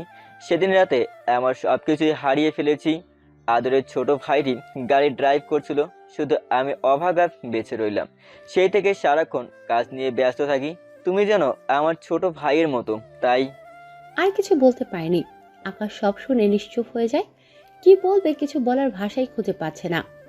মানুষটির নিজের ভেতর এত বড় কষ্ট লুকিয়ে রেখে হাসি মুখে সবার খোঁজ নিচ্ছে, অথচ মানুষটির কেউ নেই। আকাশ একদম চুপ হয়ে বসে রইল। অনেকক্ষণ পর নিজেকে সামলে নিয়ে বলল, আকাশ, বাদ দাও, তোমার কথা বলো। আকাশ ওনার মুখের দিকে তাকিয়ে রইল। সত্যি অনেক বিচিত্রময় যেন মানুষটি। নিজেকেই সামলে নিয়েছে। বুঝলে আকাশ, এই পৃথিবীতে যেন কেউ কারো নয়। আমি আমার আপনজনদের হারিয়ে সেইটুকু বুঝতে পেরেছি। আসিফের কথা শুনে আকাশের মা বাবার কথা মনে পড়ে যায়। আকাশের চোখের পানি চলে আসে। আকাশ, আমি একাই কথা বলে যাচ্ছি, আসলে আমি একটু বেশি কথা বলি। এ কি আকাশ, তুমি কান্না করছো কেন? আকাশ নিজেকে আর সামনে রাখতে পারল না। এতক্ষণ ওনার অবশ শিশুর মতো কান্না দেখলো, আর এখনো আকাশ নিজেই অবশ শিশুর মতো কান্না শুরু করে দিল। উনি এসে আকাশের পাশে বসলো। তারপর আকাশের মাথায় হাত বুলিয়ে দিয়ে বলল, কি হয়েছে আকাশ, আমাকে সব খুলে বলো। আসিফ ভাইয়া, আমি অনেক বড় ভুল করে ফেলেছি। কি হয়েছে বলবা তো? আকাশ সবকিছু খুলে বলল। আকাশের কাছ থেকে শুনে বলল, শোন, তুমি নিজের ভুলটুকু বুঝতে পেরেছো, এটাই অনেক বেশি। চলো মা বাবার কাছে নিয়ে যাব তোমায়। কিন্তু কোনো কিন্তু না, তুমি কি নিশির কথা ভাবছো? হুম। শোন, যে থাকার তোমার পাশে সব রকম বিপদেই থাকবে, যে চলে যাবে সে চলে যাওয়ার জন্য অজুহাত খুঁজবে। নিশি তোমার ছিল না, যদি তোমার থাকতো তাহলে চলে যাওয়ার জন্য অজুহাত দাঁড় করিয়ে দিত না। আকাশ ডাক্তার আসিফের কথা শুনে মাথা নিচু করে বসে রইল। কি বলবে ভেবেই পাচ্ছে না। তখন আকাশকে বলল, চলো আমি তোমাকে বাড়িতে নিয়ে যাব। অনেকদিন হলো কোথাও যাওয়া হয় না, তোমার সাথে জমিয়ে আড্ডা দিব বলে ছুটি নিয়েছি। কিন্তু আরে কোনো কিন্তু নয়, তোমার জন্য হয়তো তোমার মা বাবা অপেক্ষা করছেন। চলো এখনই রওনা দিব। আকাশ আর কিছু না বলে চুপচাপ উঠে পড়ে। তখনই ডাক্তার আসিফের ফোন বেজে উঠল। ফোন রিসিভ করেই বলল, জি, আমি ডাক্তার আসিফ বলছি। ওপাশ থেকে কি বললো এতটা শোনা যায়নি। আবার বলল, আমি এখনই আসছি, আপনি হাসপাতালে নিয়ে আসেন। ভাইয়া কি হয়েছে? আকাশ তাড়াতাড়ি চলো, তুমি যে মেয়েটিকে নিয়ে এসেছিলে তার অসুস্থতা বেশি। ওনার কি হয়েছে? চলো তো আগে। ডাক্তার আসিফের সাথে তাড়াতাড়ি হাসপাতালে পৌঁছালো। রুবিকে যে কেবিনে রাখা হয়েছে সেখানে গেল। ডাক্তার আসিফ গিয়ে অনেকক্ষণ দেখলেন। আকাশ গিয়ে পাশে বসে রইল। রুবিকে ইঞ্জেকশন দিয়ে রাখা হয়েছে। নিথর দেহটা যেন পড়ে আছে। রুবিকে অনেকগুলো পরীক্ষা করলেন। তারপর পরীক্ষা করে রিপোর্ট দেখে বলল, তাড়াতাড়ি অপারেশন করতে হবে। আসিফ ভাইয়া, রুবির কি হয়েছে? ওনার কিছু হয়নি তো? ডাক্তার আসিফ কি যেন খুব চিন্তা করছেন। তারপর বলল, না, তেমন কিছু হয়নি, মাথায় কাচের টুকরো রয়েছিল, তা বের করতে হবে। ভাইয়া প্লিজ আপনি রুবিকে সুস্থ করে দেন। কিছু হবে না, আল্লাহর উপর ভরসা রাখো। আকাশের ব্যবহার দেখে ডাক্তার আসিফ প্রথমে অবাক হয়ে যায়। রুবির মামা মামিও অবাক হয়ে যায়। তবে রুবির চিন্তায় তারা কি করবে ভেবে পাচ্ছিল না। কেমন একটা রহস্য যেন। দীর্ঘ 1 ঘন্টা পর অপারেশন পর রুবিকে অপারেশনের টেবিল থেকে আনা হলো। সেই দিকে আকাশ পাশে বসে আছে। এক ফোঁটা পানিও পান করেনি, কোথাও যায়নি। 2-3 ঘন্টা পর চোখ খুলল রুবি। আকাশ দেখেই বলল, আপু চোখ খুলেছে আসিফ ভাইয়া। কথাগুলো বলে সোজা ডক্টর আসিফের টেবিলে। রুবি জ্ঞান ফেরার সাথে সাথে যেন খবর দেওয়া হয়। আকাশের ব্যবহার দেখে সবাই অবাক হয়ে গেল।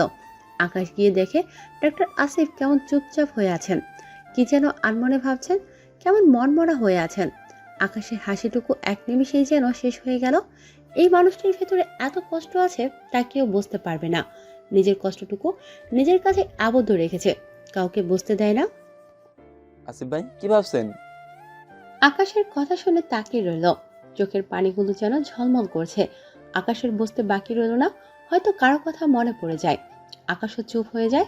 কিছুক্ষণ আকাশের দিকে তাকিয়ে বলল, রুবির কি জ্ঞান ফিরেছে? জি ভাই। চলো। রুবির মামা মামি রুবির চিন্তায় কি বলবে কি করবে ভেবে পাচ্ছে না কিছুই, যেন একদম বোবা হয়ে গেল। রুবির মামি বলল, আমার মেয়ে একদম ঠিক হয়ে যাবে তো? আপনি কোনো চিন্তা করবেন না, সব ঠিক হয়ে যাবে। তারপর আকাশের দিকে তাকিয়ে বলল, আকাশ, এই টাকাগুলো রাখো, ওনাদের জন্য খাবার নিয়ে আসো। ওনারা এখনো কিছু খায়নি মনে হয়, আমি পাশের কেবিনে রুগী দেখে আসি। আকাশ চুপচাপ টাকা নিয়ে খাবার আনতে চলে যায়। আকাশের থেকে বেশি দেখাশোনা ডক্টর আসিফ করেছেন। রুবির জ্ঞান ফিরলেও কথা বলতে নিষেধ করেছেন, তাই কথা বলতে পারেনি। আকাশ খাবার নিয়ে আসলে রুবির মামা মামিকে খেতে দেন। তারপর আকাশকে নিয়ে ওনার কেবিনে চলে যান ডক্টর আসিফ। ডক্টর আসিফ চুপ করে বসে আছেন। আকাশ তা দেখে বলল, ভাইয়া আপনার মন খারাপ কেন? কি হয়েছে? আসিফ একরাশ দীর্ঘশ্বাস ছেড়ে বলল, জানিস তোর ভাবির ঠোঁটের পাশে একটা কালো তিল ছিল, সেই তিল দেখে প্রথম দেখায় বড্ড বেশি ভালো লেগেছিল। তারপর তোর ভাবির প্রেমে পড়ে যাই। অনেক কষ্টে আমার করে পেতে চেয়েছিলাম, হয়তো বিধাতা তা চায়নি বলেই নিয়ে গেলেন। জানালার পাশে দাঁড়িয়ে বাইরে আকাশের দিকে তাকিয়ে বলল, আজ রুবির ছোট্ট অপারেশন করতে গিয়ে সেই তিলটুকু দেখতে পেলাম, আর তোর ভাবির কথা মনে পড়ে গেল, সেই হাসিটুকু মনে পড়ে গেল। কথাগুলো বলে একদম নিশ্চুপ হয়ে গেল। রুহান এতদিন শুনে এসেছে মানুষ অধিক সুখে পাথর হয়ে যায়, তবে ডাক্তার আসিফকে কি বলে যে ডাকবে বুঝে উঠতে পারছে না। আসিফের মাঝে যেন একই সাথে হাজারো রঙের বাহার দেখতে পান। আকাশের বিস্তৃত যেন ডাক্তার আসিফের কাছে হার মানবে। হঠাৎ করেই আকাশের দিকে কৌতূহল হয়ে বলল, আচ্ছা আকাশ, তুই রুবিকে আপু ডাকিস কেন? ডাক্তার আসিফের কথা শুনে চোখে পানি এসে গেল। কি হয়েছে তোর? কান্না করিস কেন? রুবি আপুর মতো আমার একটা চাচাতো বোন ছিল, নাম ছিল রুবাইয়া জাহান। তবে আমি রুবি আপা বলেই ডাকতাম। আমাকে অনেক আদর করতো, আপুর সাথে সারাদিন কাটতো। হঠাৎ একদিন না ফেরার দেশে চলে যায়। কথাগুলো বলে কান্নায় ভেঙে পড়ে। ডাক্তার আসিফ নিজেও অবাক হয়ে যায়। একজন মানুষের জীবনে কত কিছু না থাকে, কত বিচিত্রময় জীবন, তারপর বাঁচতে চেষ্টা করতে হয়। আকাশকে কি বলে সান্ত্বনা দেবে ভেবে পাচ্ছে না। ডাক্তার আসিফ আর মনে বলতে লাগলো, কান্না করুক, কান্না করলে মনের কষ্টটা বাইরে প্রকাশ পেয়ে কিছুটা হলেও শান্তি পাওয়া যায়। রুবির সেবা যত্ন করার ফলে কিছুটা সুস্থ করা হয়ে উঠল, তবে মানসিকভাবে এখনও কেমন জানি করে ওঠে। ডাক্তার আসিফের সাথে অনেকটা ঘনিষ্ঠ সম্পর্ক হয়ে যায় আকাশের। আকাশের আপন কোনো বড় ভাই নেই, তাই ডাক্তার আসিফকেই ভাই বলে ডাকে। আকাশ আর রুবির সম্পর্ক খুব ঘনিষ্ঠ হয়ে যায়। সবসময় তাদের মাঝে একটু ঝগড়া লেগেই থাকে। এত অল্প সময় এতটা কাছে এসে পড়বে এই পরিবারের ভাবতেই পারেনি। সময়ের সঙ্গে সঙ্গে রুবি অতীত ভুলতে চেষ্টা করতে থাকে।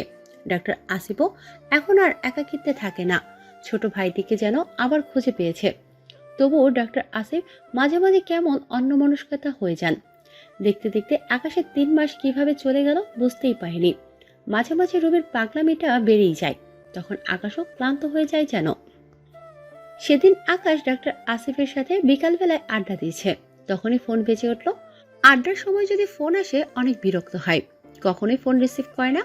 তবু কি মনে করে যেন ফোন রিসিভ করে, আননোন নাম্বার থেকে কল আসার জন্য। আসিফ বিরক্তি সুরেই বলল, জি, কে বলছেন? আপনি কে বলছেন?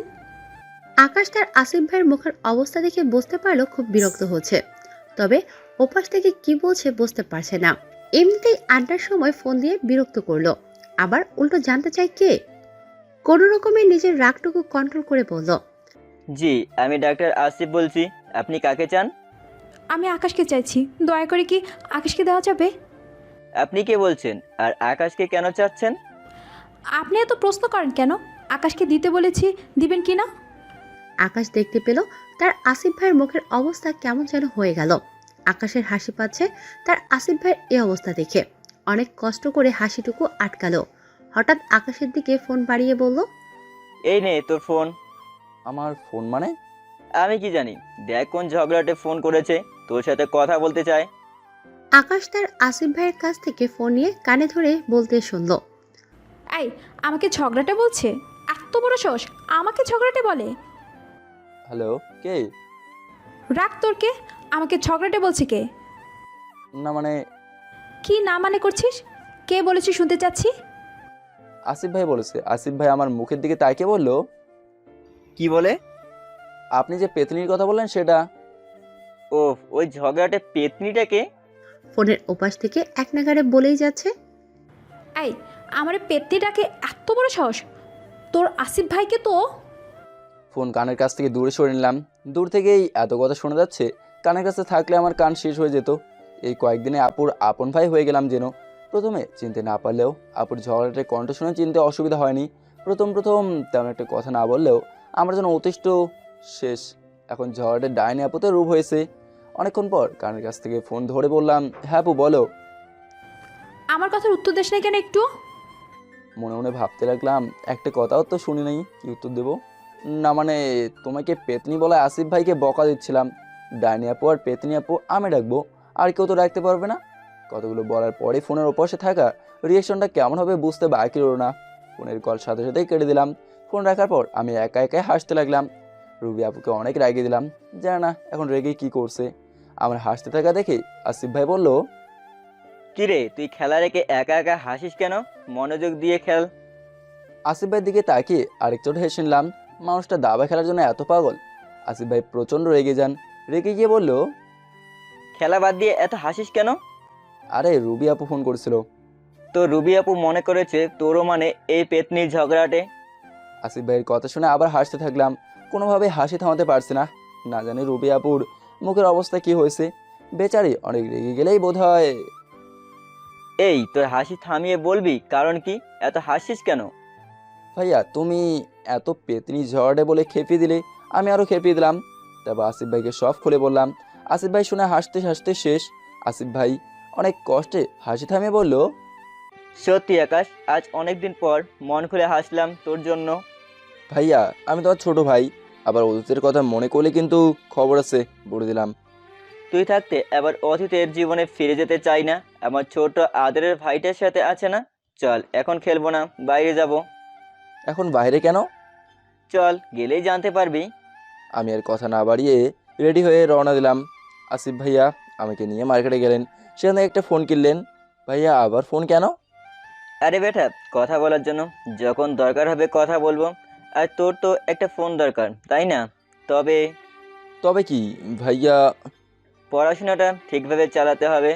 একবার হয়নি তো কি হয়েছে, আবার হবে, তুই চেষ্টা করলেই হবে। আমি আর কোনো কথা বললাম না, আসিফ ভাইয়ের কথা মেনে নিলাম। তবে ফোন নিয়ে মন খারাপ হয়ে গেল একটু। আসিফ ভাই হয়তো সেটা বুঝতে পেরে গিয়েছে। আসিফ ভাই আমার কাঁধে হাত রেখে বলল, কিরে, বাসার কথা মনে পড়ে গেল বুঝি, তাই মন খারাপ করে ফেললি? আমি মাথা নাড়িয়ে সংক্ষিপ্ত উত্তর দিলাম, বাসার কারো নাম্বার না থাকায় ফোন দিতে পারছি না। বাসার কথা অনেক মনে পড়ছি। আসলে বাড়িতে ফোন থাকলেও কখনো প্রয়োজন পড়েনি বলে, কারণ আমার মুখস্থ বা সংগ্রহ করা হয়নি। এখন বুঝতে পারছি বারবার কেন আব্বু বলতো নাম্বার জেনে রাখার জন্য। মন খারাপ করতে হবে না, কিছুদিনের মাঝেই আমরা তোর বাসায় ঘুরতে যাব। কিন্তু আবার কিন্তু কি? বাসায় কিভাবে যাব? সবাই তো কি, হ্যাঁ, তোর জন্য অপেক্ষা করছে। না জানি কত কষ্টে আছে। মা বাবা কি জিনিস আমি জানি। তোর তো এটা আবেগের বয়স, তাই আবেগ ধরে রাখতে পারিসনি। একদিন ঠিকই বুঝবি মা বাবা কি। আসিফ ভাই আমাকে বলল, এখন বাসায় চল, খুব তাড়াতাড়ি আমার নতুন মা বাবার কাছে যাব। বাইরে থেকে খেয়ে আসলাম। আমি আর আসিফ ভাইকে দেখলে এমন কেউ বলতেও পারবে না আমাদের সম্পর্কটা কিছুদিনের। আমাদেরকে কেউ আলাদা বা সৎ ভাই হিসেবেও বলতে পারবে না, যেন একই মায়ের দুটি ভাই। আসিফ ভাইয়ের সাথে বাসায় চলে আসলাম। গাড়ি থেকে নামতেই গেটের দারোয়ান চাচা এসে বলল, ভাইজান, আপনাকে সেই কখন থেকে আপনাকে ফোন দিচ্ছি। বুঝতে পারিনি কেন, কি হয়েছে? আপনার জন্য রুবি আপা সেই কখন থেকে অপেক্ষায় বসে আছে, যেন রেগে যাচ্ছেন। এই সেরেছে। আসিফ ভাইয়ের এই বিশাল বাড়িতে উনি একাই থাকেন, বাড়ির সব কিছু দেখাশোনার মানুষ আছেন। রুবি আপা ও ওনার মা মামাই কয়েকবার আসায় সবার কাছেই পরিচিত। রুবি আপার নাম শুনে আসিফ ভাই কেমন চুপসে গেল। আমার অবস্থাও কেমন হয়ে গেল। মনে মনে ঝড়ের আগাম বার্তা লক্ষ্য করলাম আসিফ ভাইয়ের কপালে, আর আমার কপালে শোনের আগমন বার্তা। বুঝতে আর বাকি রইল না। আসিফ ভাই আসতে বলল, উনি কি একাই এসেছেন? ওনার মামা মামি এসেছেন। আসিফ ভাই যেন হাফ সেরে বাঁচলেন, একটা বিজয়ের হাসি দিয়ে আমার দিকে তাকালেন। তবে এই কয়েকদিনে রুবি আপুকে যতটা দেখেছি আমার মুখে হাসি নেই। আসিফ ভাই আমার দিকে তাইকে হাসি দিয়ে বলল, কিরে, মুখখানা এমন করেছিস কেন? মনে হচ্ছে পেতনির ভয়ে আছিস। আসিফের কথা শেষ না হতেই দোতলার বারান্দা থেকে ডাক ভেসে আসলো রুবি আপুর। ওই আকাশ, তোরে আমি খুঁজি আর তুই বাইরে ঘুরে বেড়াস। উপরে উঠে আয়, তোরে আজকে। কথা শেষ হওয়ার আগেই আসিফ ভাইয়ের মুখের দিকে তাকিয়ে রিয়েকশন দেখে বুঝলাম সেই বিজয়ের হাসিটুকু আর নেই। সেখানে যেন কালো মেঘের ছায়া ভিড় করছে। মানে করে কেটে পড়ার চিন্তা করতে থাকলাম। আর তার আগেই উপর থেকে হুঙ্কার ছেড়ে বলল, খবরদার, তুই যদি আজ পালাতে চেষ্টা করিস তাহলে আজকে তোর কপালে শনি আছে। ভালোই ভালো উপরে উঠে আয়। আমি অনেক ভালো করে জানি রুবি আপু কতটুকু রাগী, আর উনি রেগে গেলে কি করতে পারেন। রুবি আপু এমনিতে অসুস্থ, সেদিন মাথায় হালকা আঘাত পেয়েছিল। আসিফের দিকে একবার করুণ চোখে তাকালাম। আসিফ ভাই বলল, চল, কিছুই হবে না, আমি আছি না। আসিফের কথায় উপরে উঠে আসলাম। আরে সেই লিবার্টি অফ স্ট্যাচুর মতো দাঁড়িয়ে আছি। অবশ্য লিবার্টি অফ স্ট্যাচুর মতো না, দুই হাত কান ধরে এক পা উপরে তুলে দাঁড়িয়ে আছি। আমার চোখগুলো কাছের দেওয়াল ভেদ করে ওপাশে আসিফ ভাই রুবি আপু কি বলছে বুঝতে চেষ্টা করছি। আমি রুমে আসার আগেই রুবি আপু দাঁড়িয়ে পড়ল। নিজেকে রক্ষার জন্য বাধ্য ছেলের কান ধরে দাঁড়িয়ে পড়লাম। আমার দিকে রেগে তাকিয়ে বলল, এক পা উপরে তুলে দাঁড়িয়ে থাক। রুবি আপুর দিকে করুণ চোখে তাকিয়ে বললাম, কিন্তু আপু। কোনো কিন্তু নয়, না বলা পর্যন্ত দাঁড়িয়ে থাকবি, নয়তো ভেঙে গুড়িয়ে দিব পা। আমি আর কিছু না বলে দাঁড়িয়ে পড়লাম। অবস্থা সুবিধাজনক মনে হচ্ছে না। শুধু শুধু বলে বিপদ না বাড়ানোই ভালো। আমি জানি 1 মিনিট হলেই ছেড়ে দিবে। আমার কান ধরে দাঁড়িয়ে থাকা দেখে আসিফ ভাই হেসে উঠলো। হঠাৎ করে আসিফ ভাই হাত ধরে রুবি আপু পাশের রুমে নিয়ে গেল। বেচারা আসিফ ভাইয়ের মুখের অবস্থা কাচের এপাশ থেকেও আবসা দেখা যাচ্ছে। মাথা নিচু করে শুনেই যাচ্ছে। ভাবতেই পারেনি এমন কিছু ঘটিয়ে যাবে। দীর্ঘ 20 মিনিট পর আসিফ ভাই রুম থেকে বের হয়ে আসলো। আসিফ ভাইয়ের মুখের অবস্থা থেকে বুঝলাম যেন চুরির শাস্তি পেয়েছে। আমার অবস্থাও তেমন একটা ভালো না। দাঁড়িয়ে থাকতে থাকতে পা ব্যথা হয়ে গেল।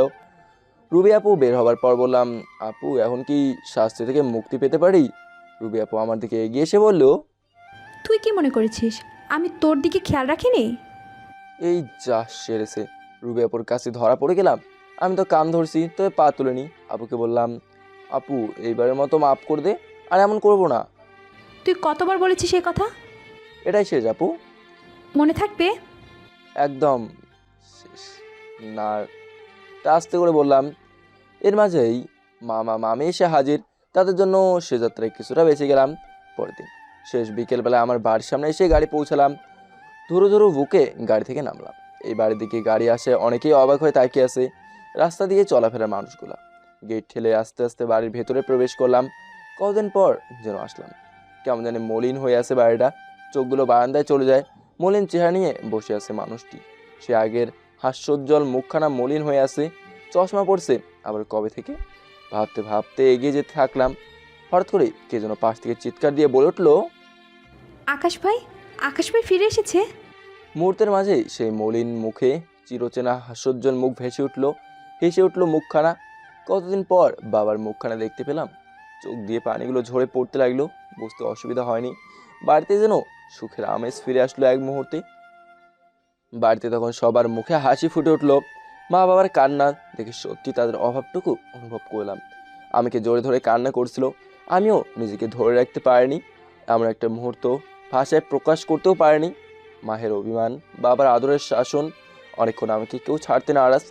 বাড়ির অনেক পুরনো রহিম চাচাও জড়িত হলো। উনি আমাদের বাড়িতে কাজ করলেও তিনি আমাদের পরিবারের একজন সদস্যই মনে করি সবসময়ই। হঠাৎ করে কাজের খালা আমাকে বলে উঠলো, আপা, ছেলেটা অনেক দিন পর ফিরে আসলো, এইভাবে জড়িয়ে ধরলেই হবে? দেখেন চেহারা কি করছে, না খেয়ে খাবার দাবারের ব্যবস্থা করতে হবে না? সেটা আমাকে বলতে হয়? এখনই যাও, দেখো চেহারাটা কি করেছে। কিছুক্ষণের মাঝেই বাড়িতে অনেক হইচই লেগে গেল। আশেপাশের অনেক মানুষ এসেছিল। আব্বা তাদের কথা শেষ করে এখন যেতে বলল। একে একে সবাই বিদায় নিল। আব্বা আমার দিকে তাকিয়ে বলল, এমনটা করতে পারলি? গাড়ি কার? আর সাথে কেউ এসেছে? আব্বার কথা শুনেই আসিফ ভাই, রুবি আপু আর মামা মামির কথা মনে পড়ে গেল। তাদের কথা ভুলেই গেলাম। আব্বা আর আম্মাকে বললাম তাদের কথা, যে আমার সাথে শহর থেকে আরেকটি পরিবার এসেছে আমার, যাদের কাছে পেয়েছি হঠাৎ করেই ভালোবাসা। আমাকে অনেকগুলো কথা বলে তাদের কাছে চললাম। গাড়ি থেকে নেমে চারপাশ ঘুরে দেখছিল বাড়ির অনেকগুলো ফুলের চারা আমি বাগান করছিলাম। আব্বা অন্যদের দিকে এগিয়ে গেল। কুশল বিনিময় করলেন মামামের সাথে। আমার জন্য বললেন, সরি, এই হাজারামটার জন্য আপনাদের খোঁজ খবর নিতে পারিনি। না, সমস্যা নেই। অনেক দিন পর ছেলে ফিরে আসলে মনের অবস্থা বুঝতে পারি। আব্বু তাদের সাথে পরিচিত হলেন। তারপর আঙ্কেল আসিফ ভাই আর রুবি আপুকে ডাক দিলেন। রুবি আপু আর আসিফ ভাইকে একসাথে দেখে আমার মাথায় কিছুই কাজ করছে না। কালকে দুজনের ঝগড়া ছিল, একজন আরেকজনকে দেখতেই পাচ্ছিল না, আর এখন ভেবেই পাচ্ছি না। আমার ভাবনায় সেট পড়লো। আসিফ ভাই আর রুবি আপু এগিয়ে এসে সালাম করলো আব্বু আম্মুকে। মামা তাদের পরিচয় করে দিলেন। ও হচ্ছে আমার মেয়ে রুবি, আর ও হচ্ছে। আর বলতে হবে না, আমরা বুঝতে পেরেছি। এখন বাসার ভিতরে চলেন। আম্মু কি বুঝলো কিছুই বুঝলাম না। রুবি আপু আর আসিফ ভাই দেখি একটু লজ্জা পেয়েছে। রাতে খেয়ে সবাই মিলে অনেক গল্প করলাম। অনেক রাত পর্যন্ত সজাগ থাকার জন্য বেলা অবধি ঘুমালাম। কতটুকু সময় ঘুমালাম খেয়াল নেই। হঠাৎ কিছু জোরে ধাক্কা দিল। তারপর করে পিছনের দিকে উঠে বসলাম। ঘুমের জন্য চোখ মেলে তাকাতেই পারছি না। কোনো রকমের চোখগুলো খুলে তাকিয়ে ভূত দেখার মতো আতঙ্কে উঠলাম। মুখ থেকে বেরিয়ে আসলো, তুই? হ্যাঁ আমি। কি মনে করিস নিজেকে? আমি অবাক হয়ে মেয়েটির দিকে তাকিয়ে আছি। বাইরের এক সূর্যের আলো এসে মেয়েটির রাগে মুখখানার উপর পড়ছে। অনেক সুন্দর দেখাচ্ছে। আমি মুগ্ধ হয়ে সেই মুখটি চেয়ে থেকে দেখছি। অনেকদিন পর দেখছি। সেই যে হঠাৎ করে না বলে চলে গিয়েছিল, আমার দিকে আবার তাকিয়ে বলল, কি ভাবিস নিজেকে? যা ইচ্ছে তাই করবি? কুত্তা পিলাই শয়তান। আরে কি কি কথা বলে কান্না শুরু করে দিল। বাকি কথাগুলো আমার মাথায় জানি। আমি তো অবাক হয়ে মেয়েটির দিকে তাকিয়ে আছি। আমি কাকে দেখছি? নীলিমা নাকি অন্য কেউ? হঠাৎ করেই কিছু বোঝার আগেই রুম থেকে দৌড়ে বেরিয়ে গেল। নীলিমাকে ডাক দেওয়ার সাহসটুকু যে হারিয়ে ফেললাম। কোন অধিকার নিয়ে ডাক দেব নীলিমাকে? তখনই মনে পড়ে যায় সেদিন চলে যাওয়ার পর নীলিমার রেখে যাওয়া চিঠির কথা। সেদিন বুঝতে পেরেছিলাম নীলিমা আমাকে যখন থেকে বুঝতে শিখেছে তখন থেকেই ভালোবাসে, তবে কখনো বলা হয়নি। সেদিন নিশিদের বাড়ি থেকে আসার সময় চুপ হয়ে যায় একদম। আমার আর নিশির সমগ্রটা বুঝতে পেরেছিল, আর তাই নিজেকে দূরে সরিয়ে রাখলো। ভাবতে ভাবতে হঠাৎ আম্মু রুমে এসে পড়লো। আম্মু কখন রুমে আসলো বুঝতেই পারিনি। আম্মু ডাক দেওয়ার পর বুঝতে পারি যে আম্মু রুমে আসলো। ওই আকাশ, কি ভাবছিস? এত বেলা হয়ে গেল, ওঠ, নাস্তা করবি। আমি কোনো কথা না বলে আম্মুর মুখের দিকে তাকিয়ে রইলাম। প্রতিদিন সকালবেলায় ওনার ডাকে ঘুম ভাঙা ছিল অভ্যাস, আর আমি কিনা এতদিন দূরে থাকতে পারলাম। আমার গায়ে হাত দিয়ে বলল, কি হলো, আবার জ্বর আসেনি তো? না আম্মু, তুমি যাও, আমি আসছি। তাড়াতাড়ি কর। চলে যাওয়ার সময় আবার পিছন ফিরে তাকিয়ে বলল, আকাশ, নীলিমা এসেছে। নীলিমার কথা বলার সময় আম্মুর মুখে হাসিটুকু দেখতে পেলাম। সে হাসিটুকু অনেক মিস করছিলাম। আমি কিছু না বলে ফ্রেশ হতে উঠে পড়লাম। খাবার টেবিলে বসে আছি, আম্মু নিজ হাতে আমাকে খাইয়ে দিচ্ছে। কতদিন হলো আম্মুর হাতে খাই না। আম্মু খাইয়ে দিতে দিতে বলল, আকাশ, একটা কথা বলবি? বলো আম্মা, কি কথা?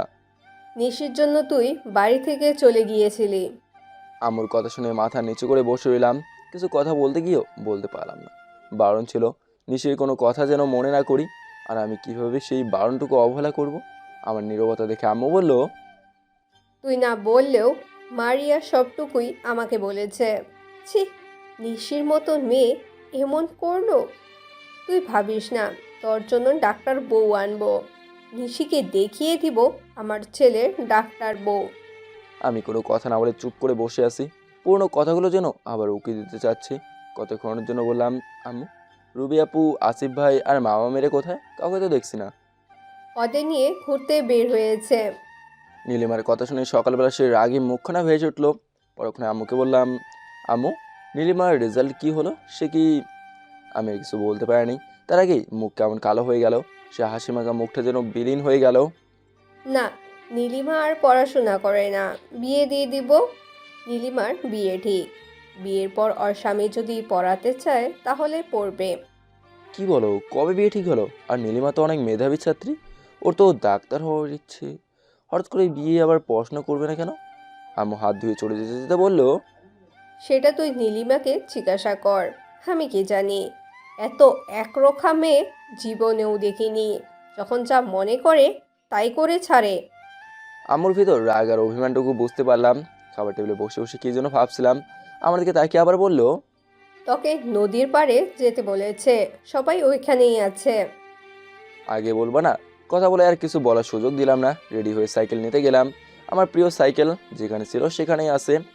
আশ্চর্য, এতটুকু ময়লা নেই, পরিষ্কার। আমি যেমন পরিষ্কার করে রাখি, সবসময় যত্ন করে আমার প্রত্যেকটা জিনিস যত্নে রাখা হয়েছে। আমার বুঝতে বাকি নেই বাবার কিংবা মায়ের কাছ। অনেক দুঃখ দিয়েছে তাদের, আর না, খুব অনুশোচনা হতে লাগলো। বাসা থেকে বের হয়ে নদীর দিকে রওনা দিলাম। যাওয়ার পথে নিশিদের বাড়ির সামনে দিয়ে যেতে হবে। সবসময় যাওয়ার সময় কেমন একটা আকর্ষণ ছিল নিশির রুমের বারান্দার দিকে। আজও তার ব্যতিক্রম হয়নি। নিশিদের বাড়ির সামনে যেতেই বারান্দায় চোখ চলে যায়। বারান্দার দিকে তাকিয়ে অবাক হয়ে গেলাম। কেমন উদাসীন মনে তাকিয়ে আছে। নিশিকে দেখে ভেতরের মায়াটুকু আবার জেগে উঠলো। আমাকে দেখতে পেয়ে নিশি মনে হয় কিছুটা অবাক হলো। আমি না দেখার ভান করে চলতে শুরু করলাম। নিশি সেখান থেকেই ডাকতে শুরু করলো। না শোনার ভার করে চলে আসলাম। সারাটা রাস্তায় আনমনাই ছিলাম। অনেক পুরনো কথা মনে হচ্ছিল। রাস্তার সবাই জিজ্ঞেস করলেও তেমন কথাই বলিনি। নদীর ধারে এসে দেখি রুবি আপু আর নীলিমা বসে আছে। আসিফ ভাইকে দেখতে পাচ্ছি না, মামা মামিও নেই সেখানে। রুবি আপুর কেমন মন খারাপ দেখে বুঝলাম, তাই বেশি কিছু না বলে রাগাতে চাইনি। ইশারায় নীলিমার কাছে জানতে চাইলাম কি হয়েছে। নীলিমা জানে না বলে। আমি রুবি আপুর কাছে বললাম, আপু কি হয়েছে? কিছু না, তুই এখান থেকে যা। চুপচাপ সরে গেলাম। আপুর মুড ভালো নেই। নীলিমাকে দূরে নিয়ে বললাম, কি হয়েছে রে? আমি জানি না, এখানে আসার সময় ওই ভাইয়ের সাথে আপুর রাগ হয়েছিল, একটু ঝগড়া হয়েছিল। তারপর আপু এখানে চুপ করে বসে আছে। আসিফ ভাইয়া কোথায়? ওইদিকে কোথায় যেন বসে আছে। আচ্ছা তুই থাক, আমি আসতেছি। আমি আসিফ ভাইকে খুঁজে একটু দূরে পেলাম। কেমন উদাসীনতা যেন বিরাজ করছে। পাশে গিয়ে বসলাম। আসিফ ভাইয়ের যেন কোনো খবর নেই। আসিফ ভাইয়ের পাশে বসে বুঝতে পারলাম কোনো কারণে ওনার মন খারাপ। আসিফ ভাইকে বললাম, ভাইয়া মন খারাপ কেন? আসিফ ভাই আমার দিকে তাকিয়ে রইলো। চোখে পানি দেখতে পেলাম। নিজেকে সামনে নিয়ে বলল, আকাশ, কখন আসলি? মাত্র। তোমার মন খারাপ কেন? কিছু না রে। উফ, মিথ্যা বললা কেন? বলো কি হয়েছে? আসিফ ভাই আমার দিকে তাকিয়ে বলল, তুই জানিস রুবিকে? অবাক হয়ে গেলাম। আসিফ ভাইকে তাহলে রুবি আপুকে চেনে? কীভাবে চিনবে?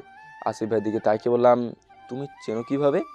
আসিফ ভাই দীর্ঘশ্বাস ছেড়ে বলল, রুবি হলো মিথিলার বান্ধবী, আর আর কি ভাই?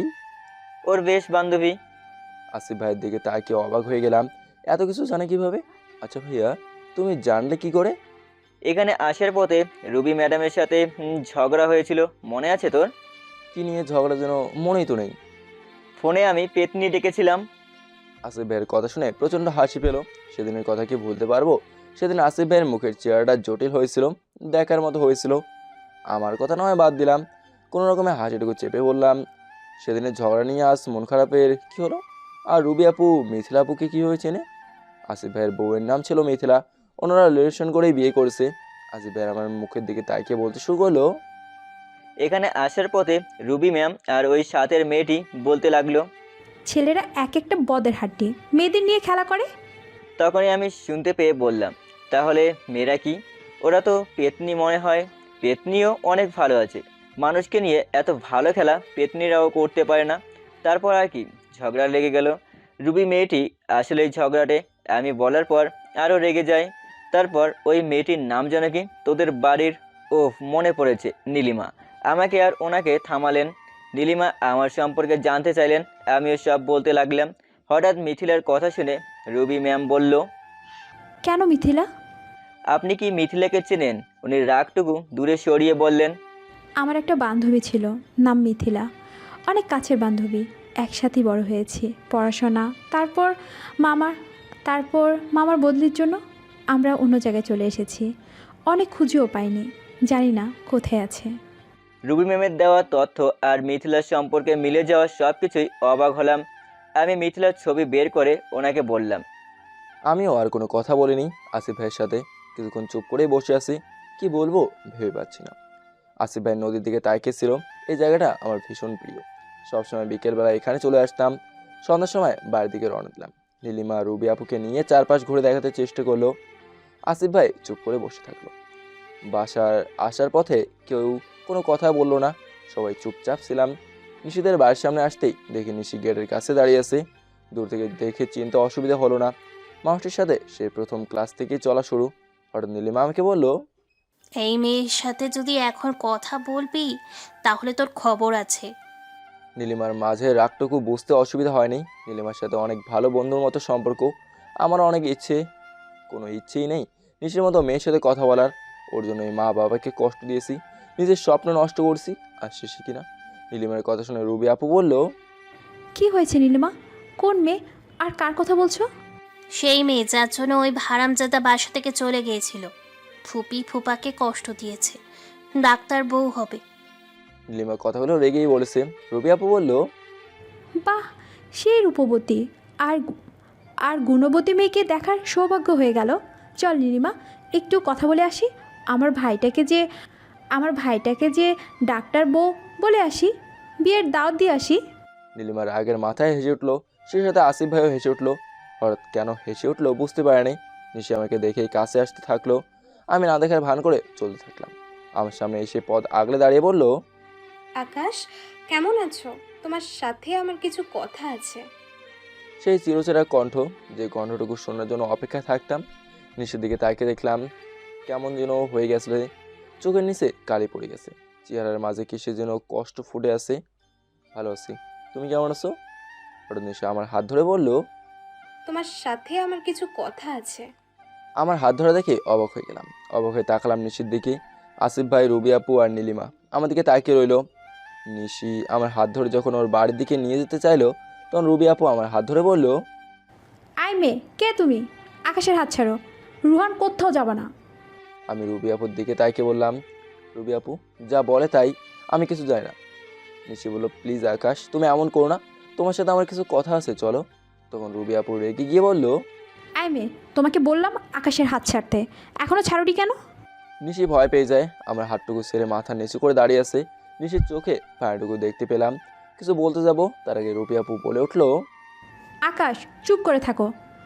আসিফ সাহেব, রুহানকে নিয়ে যান, আমরা আসছি। আসিফ ভাই আমাকে নিয়ে আসলেন।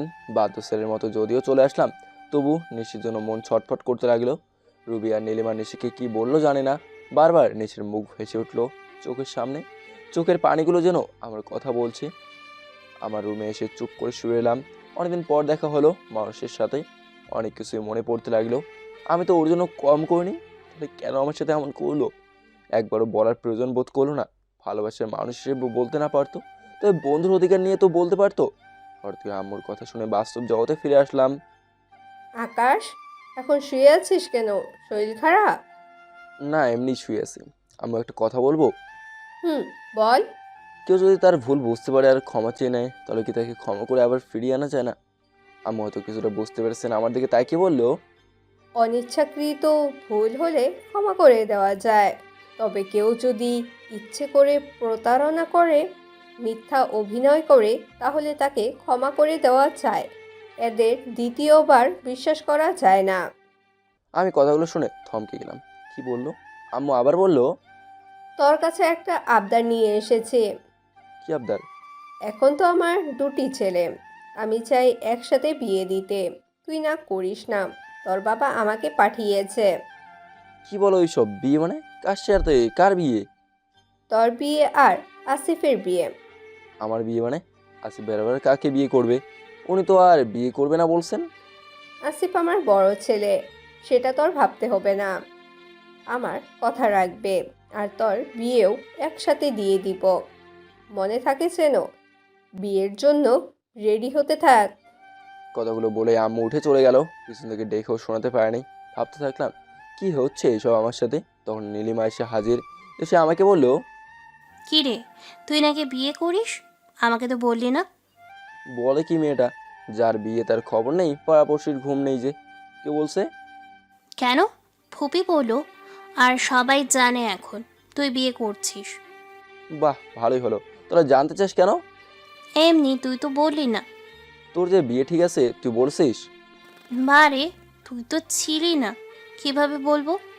তো তোর বর কি করে, দেখতে কেমন? আর বলিস না, একটা আস্ত গাধা আমার বর। বিয়ে ঠিক করেছে সেই কবে, এখনো আমাকে বুঝতেই পারে না। বাহ, তুই বিয়ের পর দায়িত্ব নিয়ে চালাক করে নিবি। সেটাই করতে হবে। পিটিয়ে পিটিয়ে ঠিক করে নিব, যদি কোনো মেয়েদিকে তাকায় কখনো। বাহ, তোর মতো গাধা মার্কা বরটা কি করে? আমার থেকে নীলিমা তাকে বললো, আছে কোনো এক হাঁদারাম তোর মতোই বেকার, কিছুই করে না। ভাবছি বিয়ের পর ওইটাকে নিয়ে কি করব। কি আমার সাথে তুলনা দিস? হ্যাঁ, কেন? তুইও তো বেকার, তবে তোর বউ ডাক্তার, এখনো হয়নি, সবেমাত্র ভর্তি হয়েছে, তোরেও অনেক পছন্দ করে। নীলিমা আমার দিকে কিছুক্ষণ তাকে থেকে বললো, কিন্তু কিন্তু কি? ভাবছি তোর মতো বেকার ছেলেকে কেন যে ডাক্তার মেয়ে বিয়ে করবে। নীলিমার কথা শুনে প্রচণ্ড রাগ হয়ে গেলাম। তারপর নীলিমার দিকে তাকে বললাম, শোন, তোদের মতো মেয়েরা ছেলেদের ক্যারিয়ার দেখে, টাকা দেখে বিয়ে করে। নীলিমা আমার দিকে তাকে প্রচণ্ড রেগে গিয়ে বললো, কি বলি তুই? হ্যাঁ, আমি তো ঠিকই বলছি। কি বিশ্বাস হয় না? আচ্ছা, তাহলে দেখ, তুই আমাকে ভালোবেসেছিলি, তারপর টাকা পয়সা দেখে কোথাকার না কোন ছেলেকে বিয়ে করে নিচ্ছিস। আর নিশি, ওর কথা কি বলবো? তোদের মতো কিছু মেয়েদের জন্যই ছেলের দোষ হয়। প্রেম করার সময়, ভালোবাসার সময় আবেগে ভেসে যাস, কয়েকদিন পর পরিবারের দোহাই দিয়ে দূরে চলে যাস, একটা ছেলেকে এক অন্ধকার জীবনের দিকে ঠেলে দিস। নীলিমাকে কথাগুলো একদমে বলে ফেললাম। নীলিমার দিকে তাইকে দেখি চোখের নিচে পানি জমে আসে। আমার দিকে তাইকে বললো, তোরা ছেলেরা কি মেয়েদের সাথে মিথ্যে অভিনয় করিস ভালোবাসার নাম করে? একটা মেয়েকে মিথ্যে আশ্বাস দিতে একটুও বাঁধে না। ও, আমি কি মিথ্যে বলছি? কি মিথ্যে ভালোবাসা অভিনয় করছি? নিশির প্রতি কি আমার ভালোবাসা মিথ্যে ছিল? কি না করছি ওর জন্য? তাহলে সবার সাথে আমাকে তুলনা করিস কেন? কেন? রবি আপুর সাথে যে করলো সে কি ছেলে না? আমি তো আর করিনি তোদের। চুপ কর হারামজাদা। নিশি করছে দেখি কি সবাই একরকম? আমি কি করছি তুই যে নিশির সাথে আমাকে তুলনা দেস? এই, আমাদের কথা শুনে পাশের রুম থেকে আম্মু, রুবি আপু আর আসিফ ভাই চলে আসলো। তাদের আসার জন্য নীলিমা আর কোনো কথা বলতে পারে নাই। রুবি আপু একদিনে নীলিমাকে অনেক কাছে টেনে নিয়েছে, মনে হয় যেন হাজার বছরের তাদের মাঝে সম্পর্ক। নীলিমার দিকে তাইকে আসিফ ভাই বলল, নীলিমা, কি হয়েছে? তুমি কান্না করছো কেন? আসিফ ভাইয়ের কথা শেষ না হতে আম্মু বলে উঠলো, কি রে, এই হারামজাদা আবার তোকে কিছু বলেছে?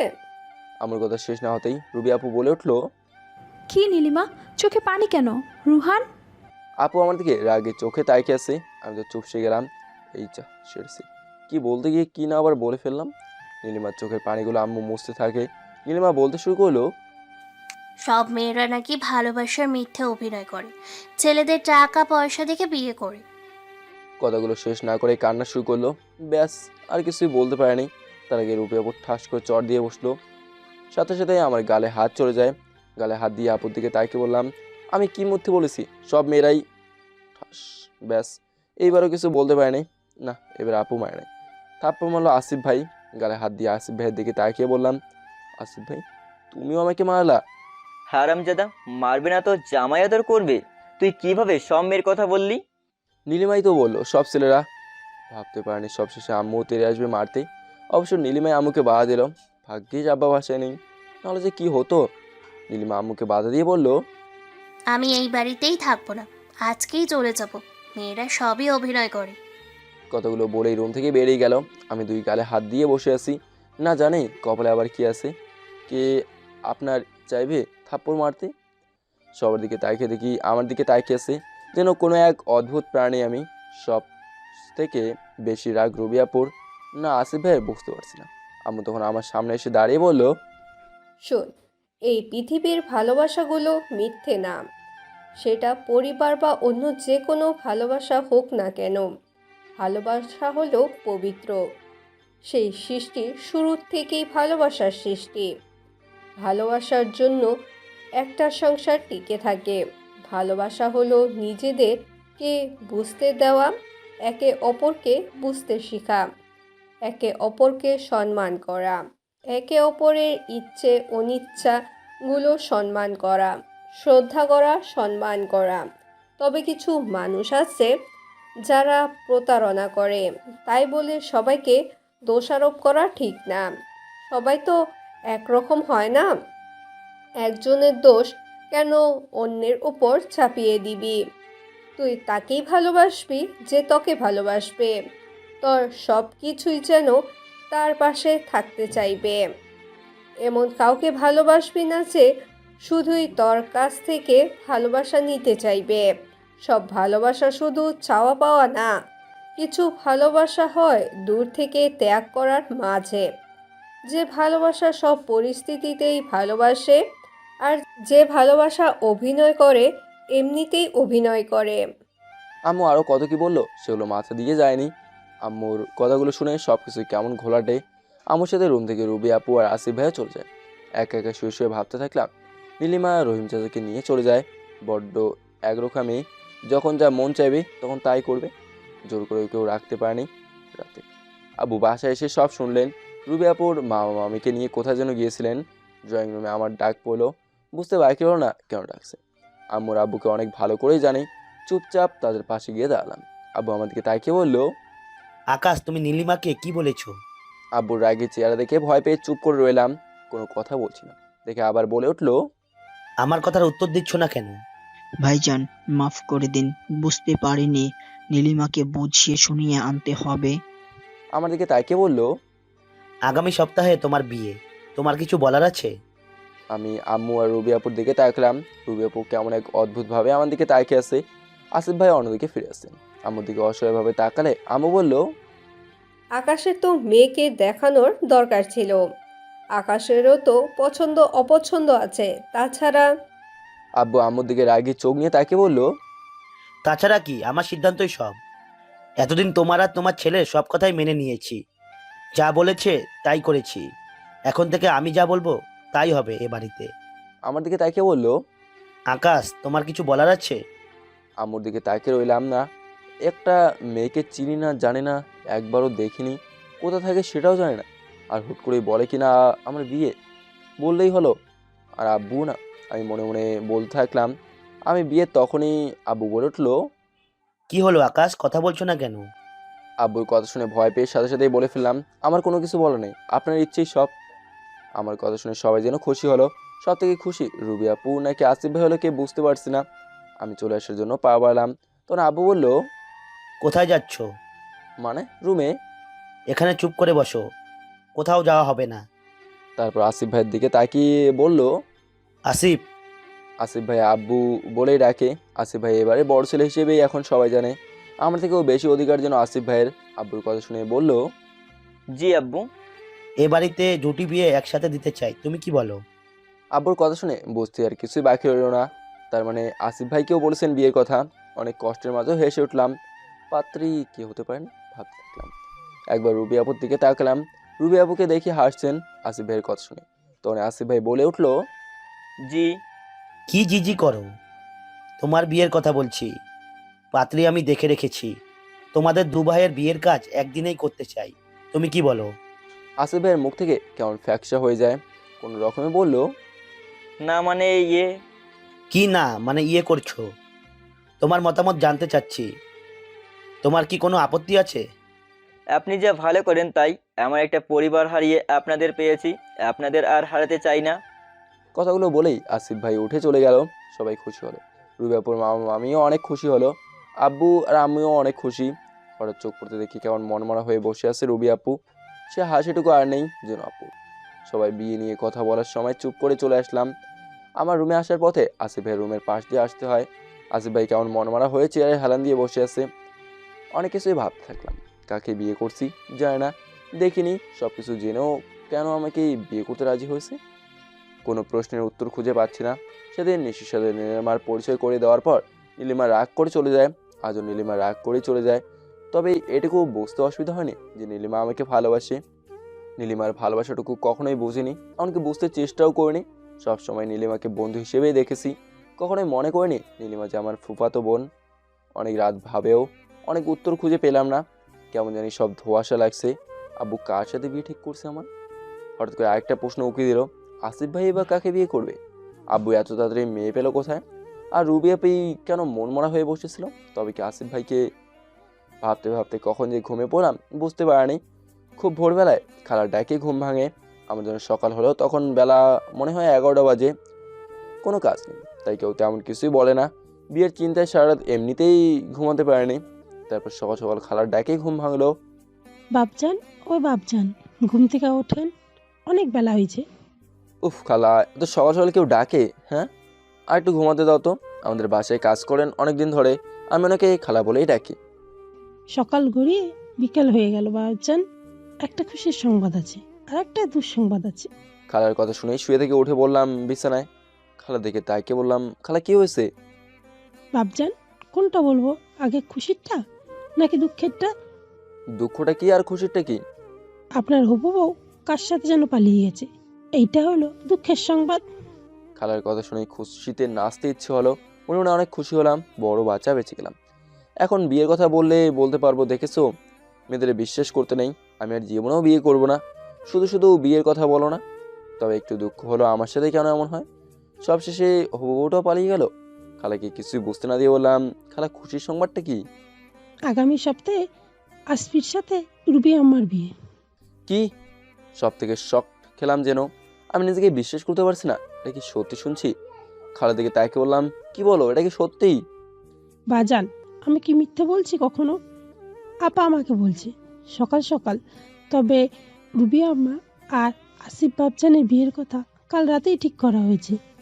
তবে আপনার বউ যে পালিয়েছে সেটা আজ সকালবেলায় শুনতে পেয়েছি। রুবি আপু কি রাজি হয়েছে? বাবজান, আপনার বউ পালিয়েছে তা নিয়ে চিন্তা নেই। আর আপনি কি না আমার কথার উত্তর দিবে কিনা? আপা আর ভাইজান গিয়ে রুবি আপাকে রাজি করিয়েছেন। রুবি আম্মা শেষে রাজি হয়েছেন। খালার কথা শুনে নাচতে ইচ্ছে হলো। আমার আব্বাকে খালা, আপা আর ভাইজান ডাকে এক লাফ দিয়ে উঠে আসিফ ভাইয়ের রুমে। আসিফ ভাই দেখে বসে গল্পের বই পড়ছেন। আসিফ ভাইয়ের কাছে গিয়ে বললাম, ভাইয়া রুবি আপুর সাথে তোমার বিয়ে, কি মজা। তোর যে বউ পালিয়ে গেছে সে খবর আছে? বড় বেঁচে গেলাম। আমার কোনো বিয়ে করার ইচ্ছে ছিল না, শুধু আব্বার কথায় বিয়েতে রাজি হয়েছিলাম। এখন তোমার বিয়ে খাবো, কি মজা। ওই তোর নাচ থামা। আব্বা অনেক রেগে আছেন মনে হয়। শুনেছি অন্য মেয়ের সাথে একই দিনে বিয়ে দেবেন। এত খুশি হবার কিছু নেই। আসিফ ভাইয়ের কথা শুনে চুপ হয়ে গেলাম। আমার আবার চিন্তা হচ্ছে, আব্বু যে কি, একটা তো পালিয়ে গেছে, বেঁচে গেছি, আবার কি দরকার বিয়ে করানো। আমার আনন্দ এক মুহূর্তেই শেষ। চুপচাপ আসিফ ভাইয়ের রুম থেকে চলে আসলাম। আমার রুমে এসে কিছুক্ষণ শুয়েছিলাম, কিছু ভালো লাগছে না, তাই ফ্রেশ হয়ে নদীর পাড়ে চলে গেলাম। একদিকে আসিফ ভাইয়ের বিয়ের আনন্দ, অন্যদিকে আমার বিয়ের চিন্তা। নীলিমের কথাও অনেক মনে পড়ছে। মেয়েটা আমাকে বড্ড বেশি ভালোবাসে, তবে অনেকবার বলেও বলেনি। সেটা অনেক বোঝাতে চেয়েছে, আমি বুঝেও না বোঝার ভান করছি। বুঝেও না বুঝে থাকার যথেষ্ট কারণ আছে। আমার হঠাৎ করেই তার বিয়ে ঠিক দিব্যি হেসে খেলে চলছে, মনে হয় তার প্রিয় মানুষটিকেও পেতে যাচ্ছে। হাসি মুখেই সেটা মেনে নিল। তাহলে এতদিন আমার প্রতি তার মোহ ছিল। নীলিমার পরীক্ষার পর আর তো জানা হয়নি। না, আমার কোথাও ভুল হচ্ছে। নিশির সাথে পরিচয় করে দেওয়ার পর থেকে নীলিমার পরিবর্তন, কেমন কথা বলে যেন রেগে কথা বলে, এমন বোঝা যায়। অন্যদিকে নিশি আমার সাথে এমনটা করতে পারলো। হঠাৎ কারো হাতের স্পর্শে পেছন ফিরে তাকে দেখি নিশি দাঁড়িয়ে। নিশির কথা মনে না হতেই হাজির। কখন এসেছে সেটাও জানে না। নিশির সাথে আমার সেই ছোটবেলা থেকেই বন্ধুত্ব। দুজনকে অনেক ভালোভাবেই জানি। আমার বেশিরভাগ সময় এখানেই কাটতো। আজ হয়তো নিশি ভেবে নিয়েছিল আমাকে এখানে পাবে, বা আসার সময় লক্ষ্য করেছিল। অনেকবার নিশিকে নিয়ে এখানে এসেছি, অনেক সময় গল্প করেছি, আড্ডা দিয়েছি। নিশি সেই নিশি নেই, নিশির মুখের সে হাসিটুকু নেই। আর যে হাসিটুকু দেখার জন্য অপেক্ষায় থাকতাম, চোখের নিচে কালো দাগ পড়ে গেল, যেন অনেক দিনের অসুস্থতা বা অনেকগুলো রাত না ঘুমিয়ে কাটিয়েছে। নিশিকে দেখে চলে যাওয়ার জন্য পা বাড়ালাম। নিশি আমার হাত ধরে ফেললো। অবাক হয়ে নিশির দিকে তাকালাম। নিশি আমাদেরকে করুণ চোখে তাকিয়ে আছে। নিশি আমাদেরকে তাকে করুণ গলায় বলল, আকাশ প্লিজ একটু সময় দাও আমাকে। সেদিনের আড়াল থেকে নিশির বলার কথাগুলো মনে পড়ে যায়। নিশির দিকে তাকিয়ে বললাম, সরি, আপনার সাথে আমার কোনো কথা নেই। আপনার সাথে কথা বলার মতো যোগ্যতা নেই আমার। হাতটা ছাড়লেই খুশি হব। নিশি হঠাৎ হাত ছেড়ে দিয়ে আমার পায়ে পড়ে গেল। ভাবতে পারিনি নিশি এমন করে ফেলবে। একটু সরে যেতে চেষ্টা করলাম। নিশি পাগুলো জাপটে ধরে বলল, আকাশ প্লিজ একটু সময় দাও আমাকে। নিশির প্রতি মায়া হলো, হবেই না কেন। নিশিকে যে সেই ছোটবেলা থেকেই জানি, আর তো বড্ড বেশি ভালোবাসি। নিশির পা ছাড়িয়ে বললাম, বলো কি বলবে। নিশি আমাদেরকে অনেকক্ষণ তাকিয়ে থেকে বলল, কেমন আছো? তোমাকে সেই কবে দেখেছিলাম, দেখতে খুব ইচ্ছা হচ্ছিল, তাই খুঁজতে খুঁজতে এখানে এসেছি। হ্যাঁ ভালো আছি। আর কিছু বলবে? আমার কথা শুনে নিশি আমার দিকে তাকিয়ে রইলো। নিশি হয়তো কিছুটা অবাক হলো, তারপর আস্তে আস্তে বলতে শুরু করলো, আকাশ, তুমি আমার উপর রেগে আছো তাই না? আর থাকবে নাই বা কেন? আমাকে অনেক ঘৃণা করো সেটাও জানি। সবটুকু দোষ যে আমার, তোমার ভালোবাসাটুকু বুঝতে পারিনি। আমার ডাক্তার হয়ে ওঠার পেছনে সব থেকে বড় দায়িত্ব তোমার ছিল। তোমার জন্যই আমি ডাক্তার হতে পেরেছিলাম, কিন্তু এটুকু বলে নিশি কিছুটা সময় নিল। নিশির দিকে তাকিয়ে আসি। নিশি কি বলতে যাচ্ছে বুঝতে চেষ্টা করছি। নিশি মাথা নিচু করে আসে। কিছুক্ষণ সময় নিয়ে বলতে শুরু করলো, সেদিন তুমি আমার মন ভালো করার জন্য ঘুরতে নিয়ে গিয়েছিলে। সেখানেই আমার একটা ছেলের সাথে পরিচয় হয়, তার সাথে যোগাযোগ হতো মাঝে মাঝে। তোমাকে কখনোই বলার প্রয়োজন মনে করিনি। তোমাকে দিন দিন অবহেলা করতে শুরু করলাম। যখন রেজাল্ট পেলাম, আমি ডাক্তারি পড়ার সুযোগ পেয়ে গেলাম। আর সেই ছেলেটিও একসময় আমাকে প্রপোজ করলে আমিও রাজি হয়ে যাই। তোমাকে ভুলে যাই কিছু সময়ের মাঝেই, ভুলে যাই তোমার ভালোবাসাটুকু। তবে আমার ভুলটুকু বুঝতে পারি কিছুদিনের মাঝেই। ছেলেটি মিথ্যে কথা বলেছিল, আসলে সে আমার সাথে প্রতারণা করেছিল। আকাশ, আমাকে প্লিজ তুমি ক্ষমা করে দাও। তোমাকে কষ্ট দেওয়ার জন্য, বিশ্বাস করো, তোমার জন্য প্রতিটা মুহূর্ত অপেক্ষায় ছিলাম। তোমার কাছে ক্ষমা চাওয়ার জন্য, তোমাকে এক নজর দেখার জন্য। প্লিজ রোহান, আমাকে ক্ষমা করে দাও। নিশির কথাগুলো শুনে কিছুক্ষণ চুপ করে এলাম। নিশির চোখে পানিগুলো বুঝতে অসুবিধা হয়নি। নিশির কথাগুলো শুনে আমার চোখে পানি এসে যায়। নিজেকে সামনে নিয়ে নিশিকে বললাম, নিশি দেখো, তোমার প্রতি কোনো রাগ বা অভিমান নেই। তোমাকে কখনো ঘৃণাও করি না, হয়তো করবও না। তবে তোমার প্রতি অনেক অনেক অভিযোগ আছে, আছে অভিমান। ভালোবাসার মানুষটিকে প্রচণ্ড ভালোবাসা যায়, তবে ঘৃণা করা যায় না। হাজার চেষ্টা করেও ঘৃণা করা যায় না। তার প্রতি একটা সময় প্রচণ্ড অভিমান চলে আসে। ভালোবাসার মানুষের প্রতি যতই মুখে অভিশাপ বা রাগ দেখানো হয় না কেন, অন্তর জানে তার জন্য কতটুকু হৃদয় কান্না করে। তুমি সেদিন সুখে থাকার জন্য চলে গিয়েছিলে, আজও চাই তুমিও সুখে থাকো। কথাগুলো একদমে বলে শেষ করলাম। নিশি আমার মুখের দিকে তাকিয়ে আছে। নিশির চোখ দিয়ে পানি ঝরে পড়ছে। কিছুক্ষণ চুপ করে থেকে নিশি বলল, আমাকে ক্ষমা করে দাও রোহান। আমাদের সম্পর্কটা কি?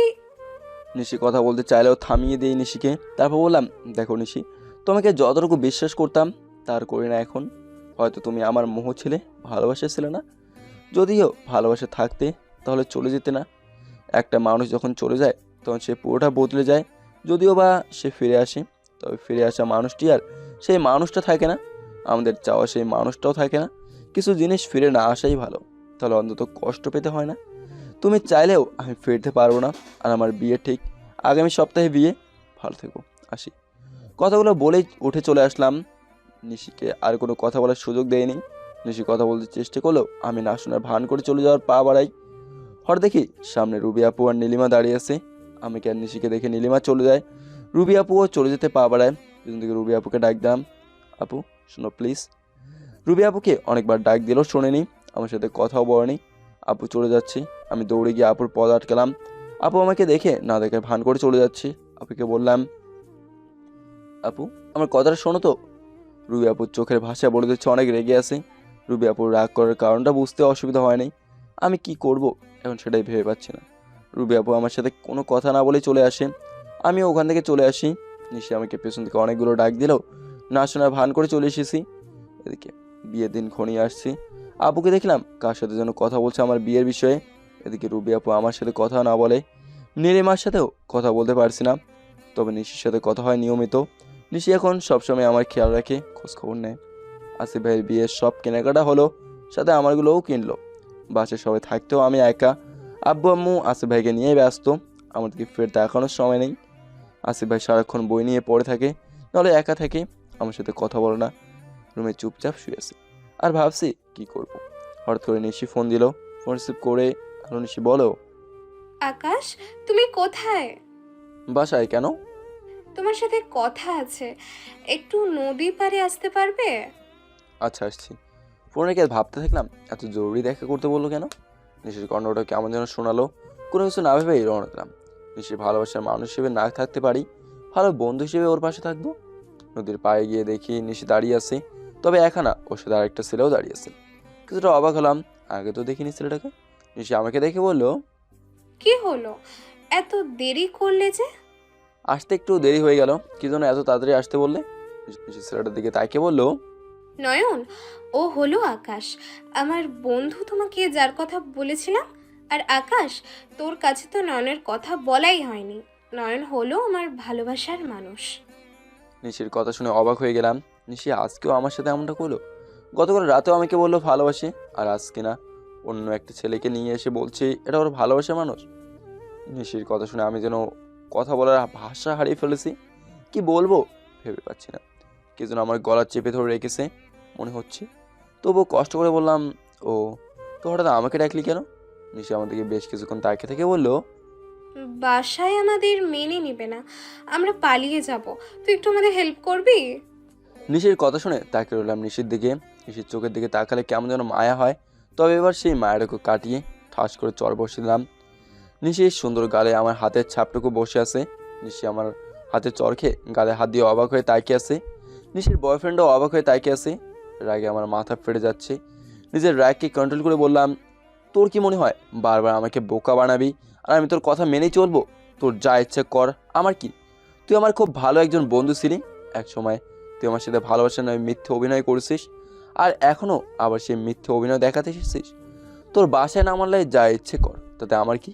একজন মানুষকে একবার বিশ্বাস করা যায়, কিন্তু বারবার বিশ্বাস করা যায় না। রুবি আপু ঠিকই বলেছিল, তবুও বন্ধু হিসেবে তোর সাথে যোগাযোগ করেছি, কথা বলেছি, হয়তো ভালোবাসি তোকে তাই, কিন্তু তুই আবার অভিনয় করতে এসেছিস, আর কোনোদিনও আমার সামনে আসবি না। নিশিকে কথাগুলো বলে চলে আসলাম, যদিও কথাগুলো বলতে কষ্ট হচ্ছিল। নিশিকে আর কোনো কথা বলার সুযোগ না দেয়নি। বাসায় চলে আসলাম। সন্ধ্যার দিকে শুনলাম নিশি কার সাথে যেন পালিয়ে গিয়েছে। অনেক কষ্ট হলেও নিজেকে মানিয়ে নিয়েছি। রুবি আপু কিংবা নীলিমা এখনও আমার সাথে কথা বলে না, তাই সারাক্ষণ একাই থাকি। বাসায় কেউ আমার সাথে কথা বলে না, সবাই বিয়ের কাজে ব্যস্ত। বারান্দার চেয়ারে বসে নিশির সাথে কাটানোর স্মৃতিগুলো ভাবছিলাম। কাল আসিফ ভাইয়ের বিয়ে, কয়েক মুহূর্ত সময় নিয়ে ভেবে নিলাম কিছু কাজ বাকি ছিল, সেগুলো শেষ করে রেডি হয়ে নিলাম। রুবি আপুকে দেখতে ইচ্ছে হচ্ছিল, তবে কাল বিয়ে, তাই রুম থেকে বের হয় না। তাছাড়া নীলিমা রুবি আপুর সাথে থাকে, তাই ইচ্ছে হলো দেখা করতে পারবো না, নীলিমার জন্য রুমেও যেতে পারবো না। সবার অগোচরে বের হয়ে আসলাম বাড়ি থেকে, উদ্দেশ্য জানা নেই, যে এদিকে চোখ যায় সেদিকে চলে যাব। এই কয়েকদিন অনেক চেষ্টা করেও নীলিমার সাথে কথা বলতে পারে নাই। আজ নীলিমার আগের কথাও কাজগুলো খুব মনে পড়ছে। আমাদের বাড়ির বিশাল জায়গা জুড়ে, তাই গেটটাও দূরে, বাড়ির সামনে গিয়ে অনেক মানুষ চলাফেরা করে, তাছাড়া বাড়ি ভর্তি আত্মীয় স্বজন দিয়ে বাড়ি ভর্তি। তাই বাধ্য হয়ে বাড়ির পিছনের দেওয়াল টপকে বেরিয়ে আসলাম। সামনের বড় রাস্তা ধরে চলে যাব বাস স্টপে। সেখান থেকে ভোরের বাস ধরে চলে যাব অন্য কোনো অজানা শহরে। অনেক কথা ভাবতে ভাবতে বড় রাস্তায় এসে পৌঁছলাম। বড় রাস্তায় এসে দেখি টর্চ লাইট দিয়ে দাঁড়িয়ে আছে কে যেন। অনেকটা ভয় হচ্ছিল, বাড়ির কেউ যদি আবার বুঝে যায় তাহলে কি হবে। দূর, আমি তো বারান্দার জানলা দিয়ে নেমে বাড়ির দেওয়াল টপকে এসেছি, কে জানে। কাছাকাছি আসতেই টর্চ লাইট আমার চোখে ধরে। সামনে এসে আমার কলার ধরে কে যেন বলল, হারামজাদা, আমারে রেখে কোথায় পালিয়ে যাবি? কি মনে করেছিস নিজেকে? হ্যাঁ, কুত্তা বিলাই বাঁদর। কণ্ঠ শুনে ভূত দেখার মতো চমকে উঠলাম। এই যে নীলিমার কণ্ঠ। আমি যে পালিয়ে যাচ্ছি তা বুঝলো কি করে? আর এত রাতে ও এখানে কীভাবে আসলো? নীলিমার কথা শুনে গলা শুকিয়ে আসলো। যখন কিছু বলতে যাব তখন রুবি আপুর কণ্ঠ শুনতে পেলাম। রুবি আপুর কণ্ঠ শুনে ভয় পেয়ে গেলাম।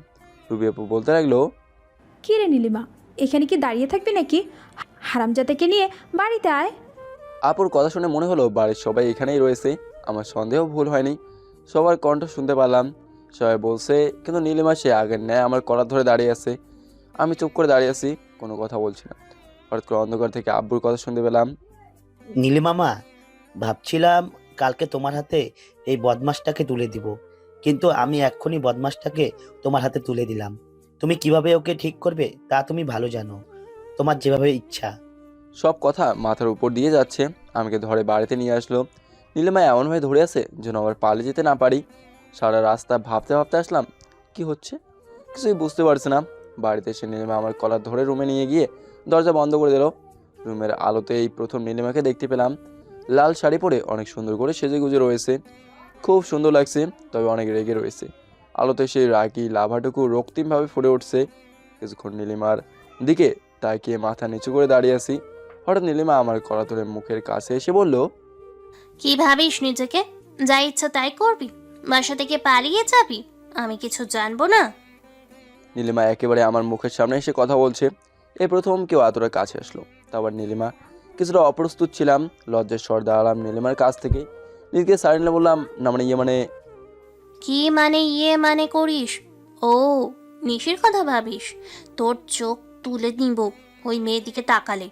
ওই মেয়ের নামে যদি ভুলেও মুখে আনিস তো তোর মুখ সেলাই করে দিব, বলে দিলাম। তোরে খুন করব। তুই কি ভাবছিস তোর কোনো খবর আমি রাখি না? তোর উপর সব নজর রাখি। তুই যদি... হঠাৎ নীলিমাকে থামিয়ে বললাম, কি আমি? হ্যাঁ, সবাই আমাকে নিয়ে খেলবে, যখন ইচ্ছে কথা বলবে, যখন ইচ্ছে হবে না কথা বলবে না। আর তুই আমাকে কেন খুন করতে যাবে? তোর তো অন্য জায়গায় বিয়ে ঠিক হয়ে আছে, তুই তো অন্য কাউকে বিয়ে করার জন্য রাজি হয়েছিস। গাধা, তোরে ভালোবাসি, বুঝিস না? তোরে ছাড়া অন্য কাউকে কিভাবে বিয়ে করব? অন্য কাউকে ভালোবাসা তো দূরের কথা, অন্য কারোর নাম মুখে কিভাবে নিব? ও, তুই তো ডাক্তার বউ চাস। ওই নিশি তো ডাক্তার শুধু। দুনিয়ায় আর কোনো মেয়ে ডাক্তার না। ওই নিশির কাছে যা। প্রচুর রেগে কথাগুলো বলো। নীলিমার কথা শুনে অবাক হয়ে গেলাম। আমতে আমতে করে নিলাম, তার মানে তুই? হ্যাঁ, আমি। সেই দিন আমার ডাক্তার হওয়ার স্বপ্ন দেখিয়েছিলি, ডাক্তার মেয়ে বিয়ে করবি। সারাদিন রাত চেষ্টা করে ডাক্তার হতে চাইলাম, মেডিকেল চান্সও পেয়েছি। যখন তোরে সব বলে নিজের কাছে আগলে রাখতে চেয়েছিলাম, আর তুই ভালোবাসিস ওই নিশিকে। একবারও বললি না আমি যে তোকে কতটা ভালোবাসি, একবারও বুঝতে চেষ্টা করলি না। কথাগুলো বলে নীলিমা কান্না করতে লাগলো। আমি চুপ করে দাঁড়িয়ে আছি। সত্যি তো ম্যাডামকে এত ভালোবাসে। নীলিমার কাছে গিয়ে ওরা হাত ধরতে বললো, খবরদার হাত ধরবি না। ওই নিশির কাছে যা, ওই ডাক্তার মেয়ের কাছে যা।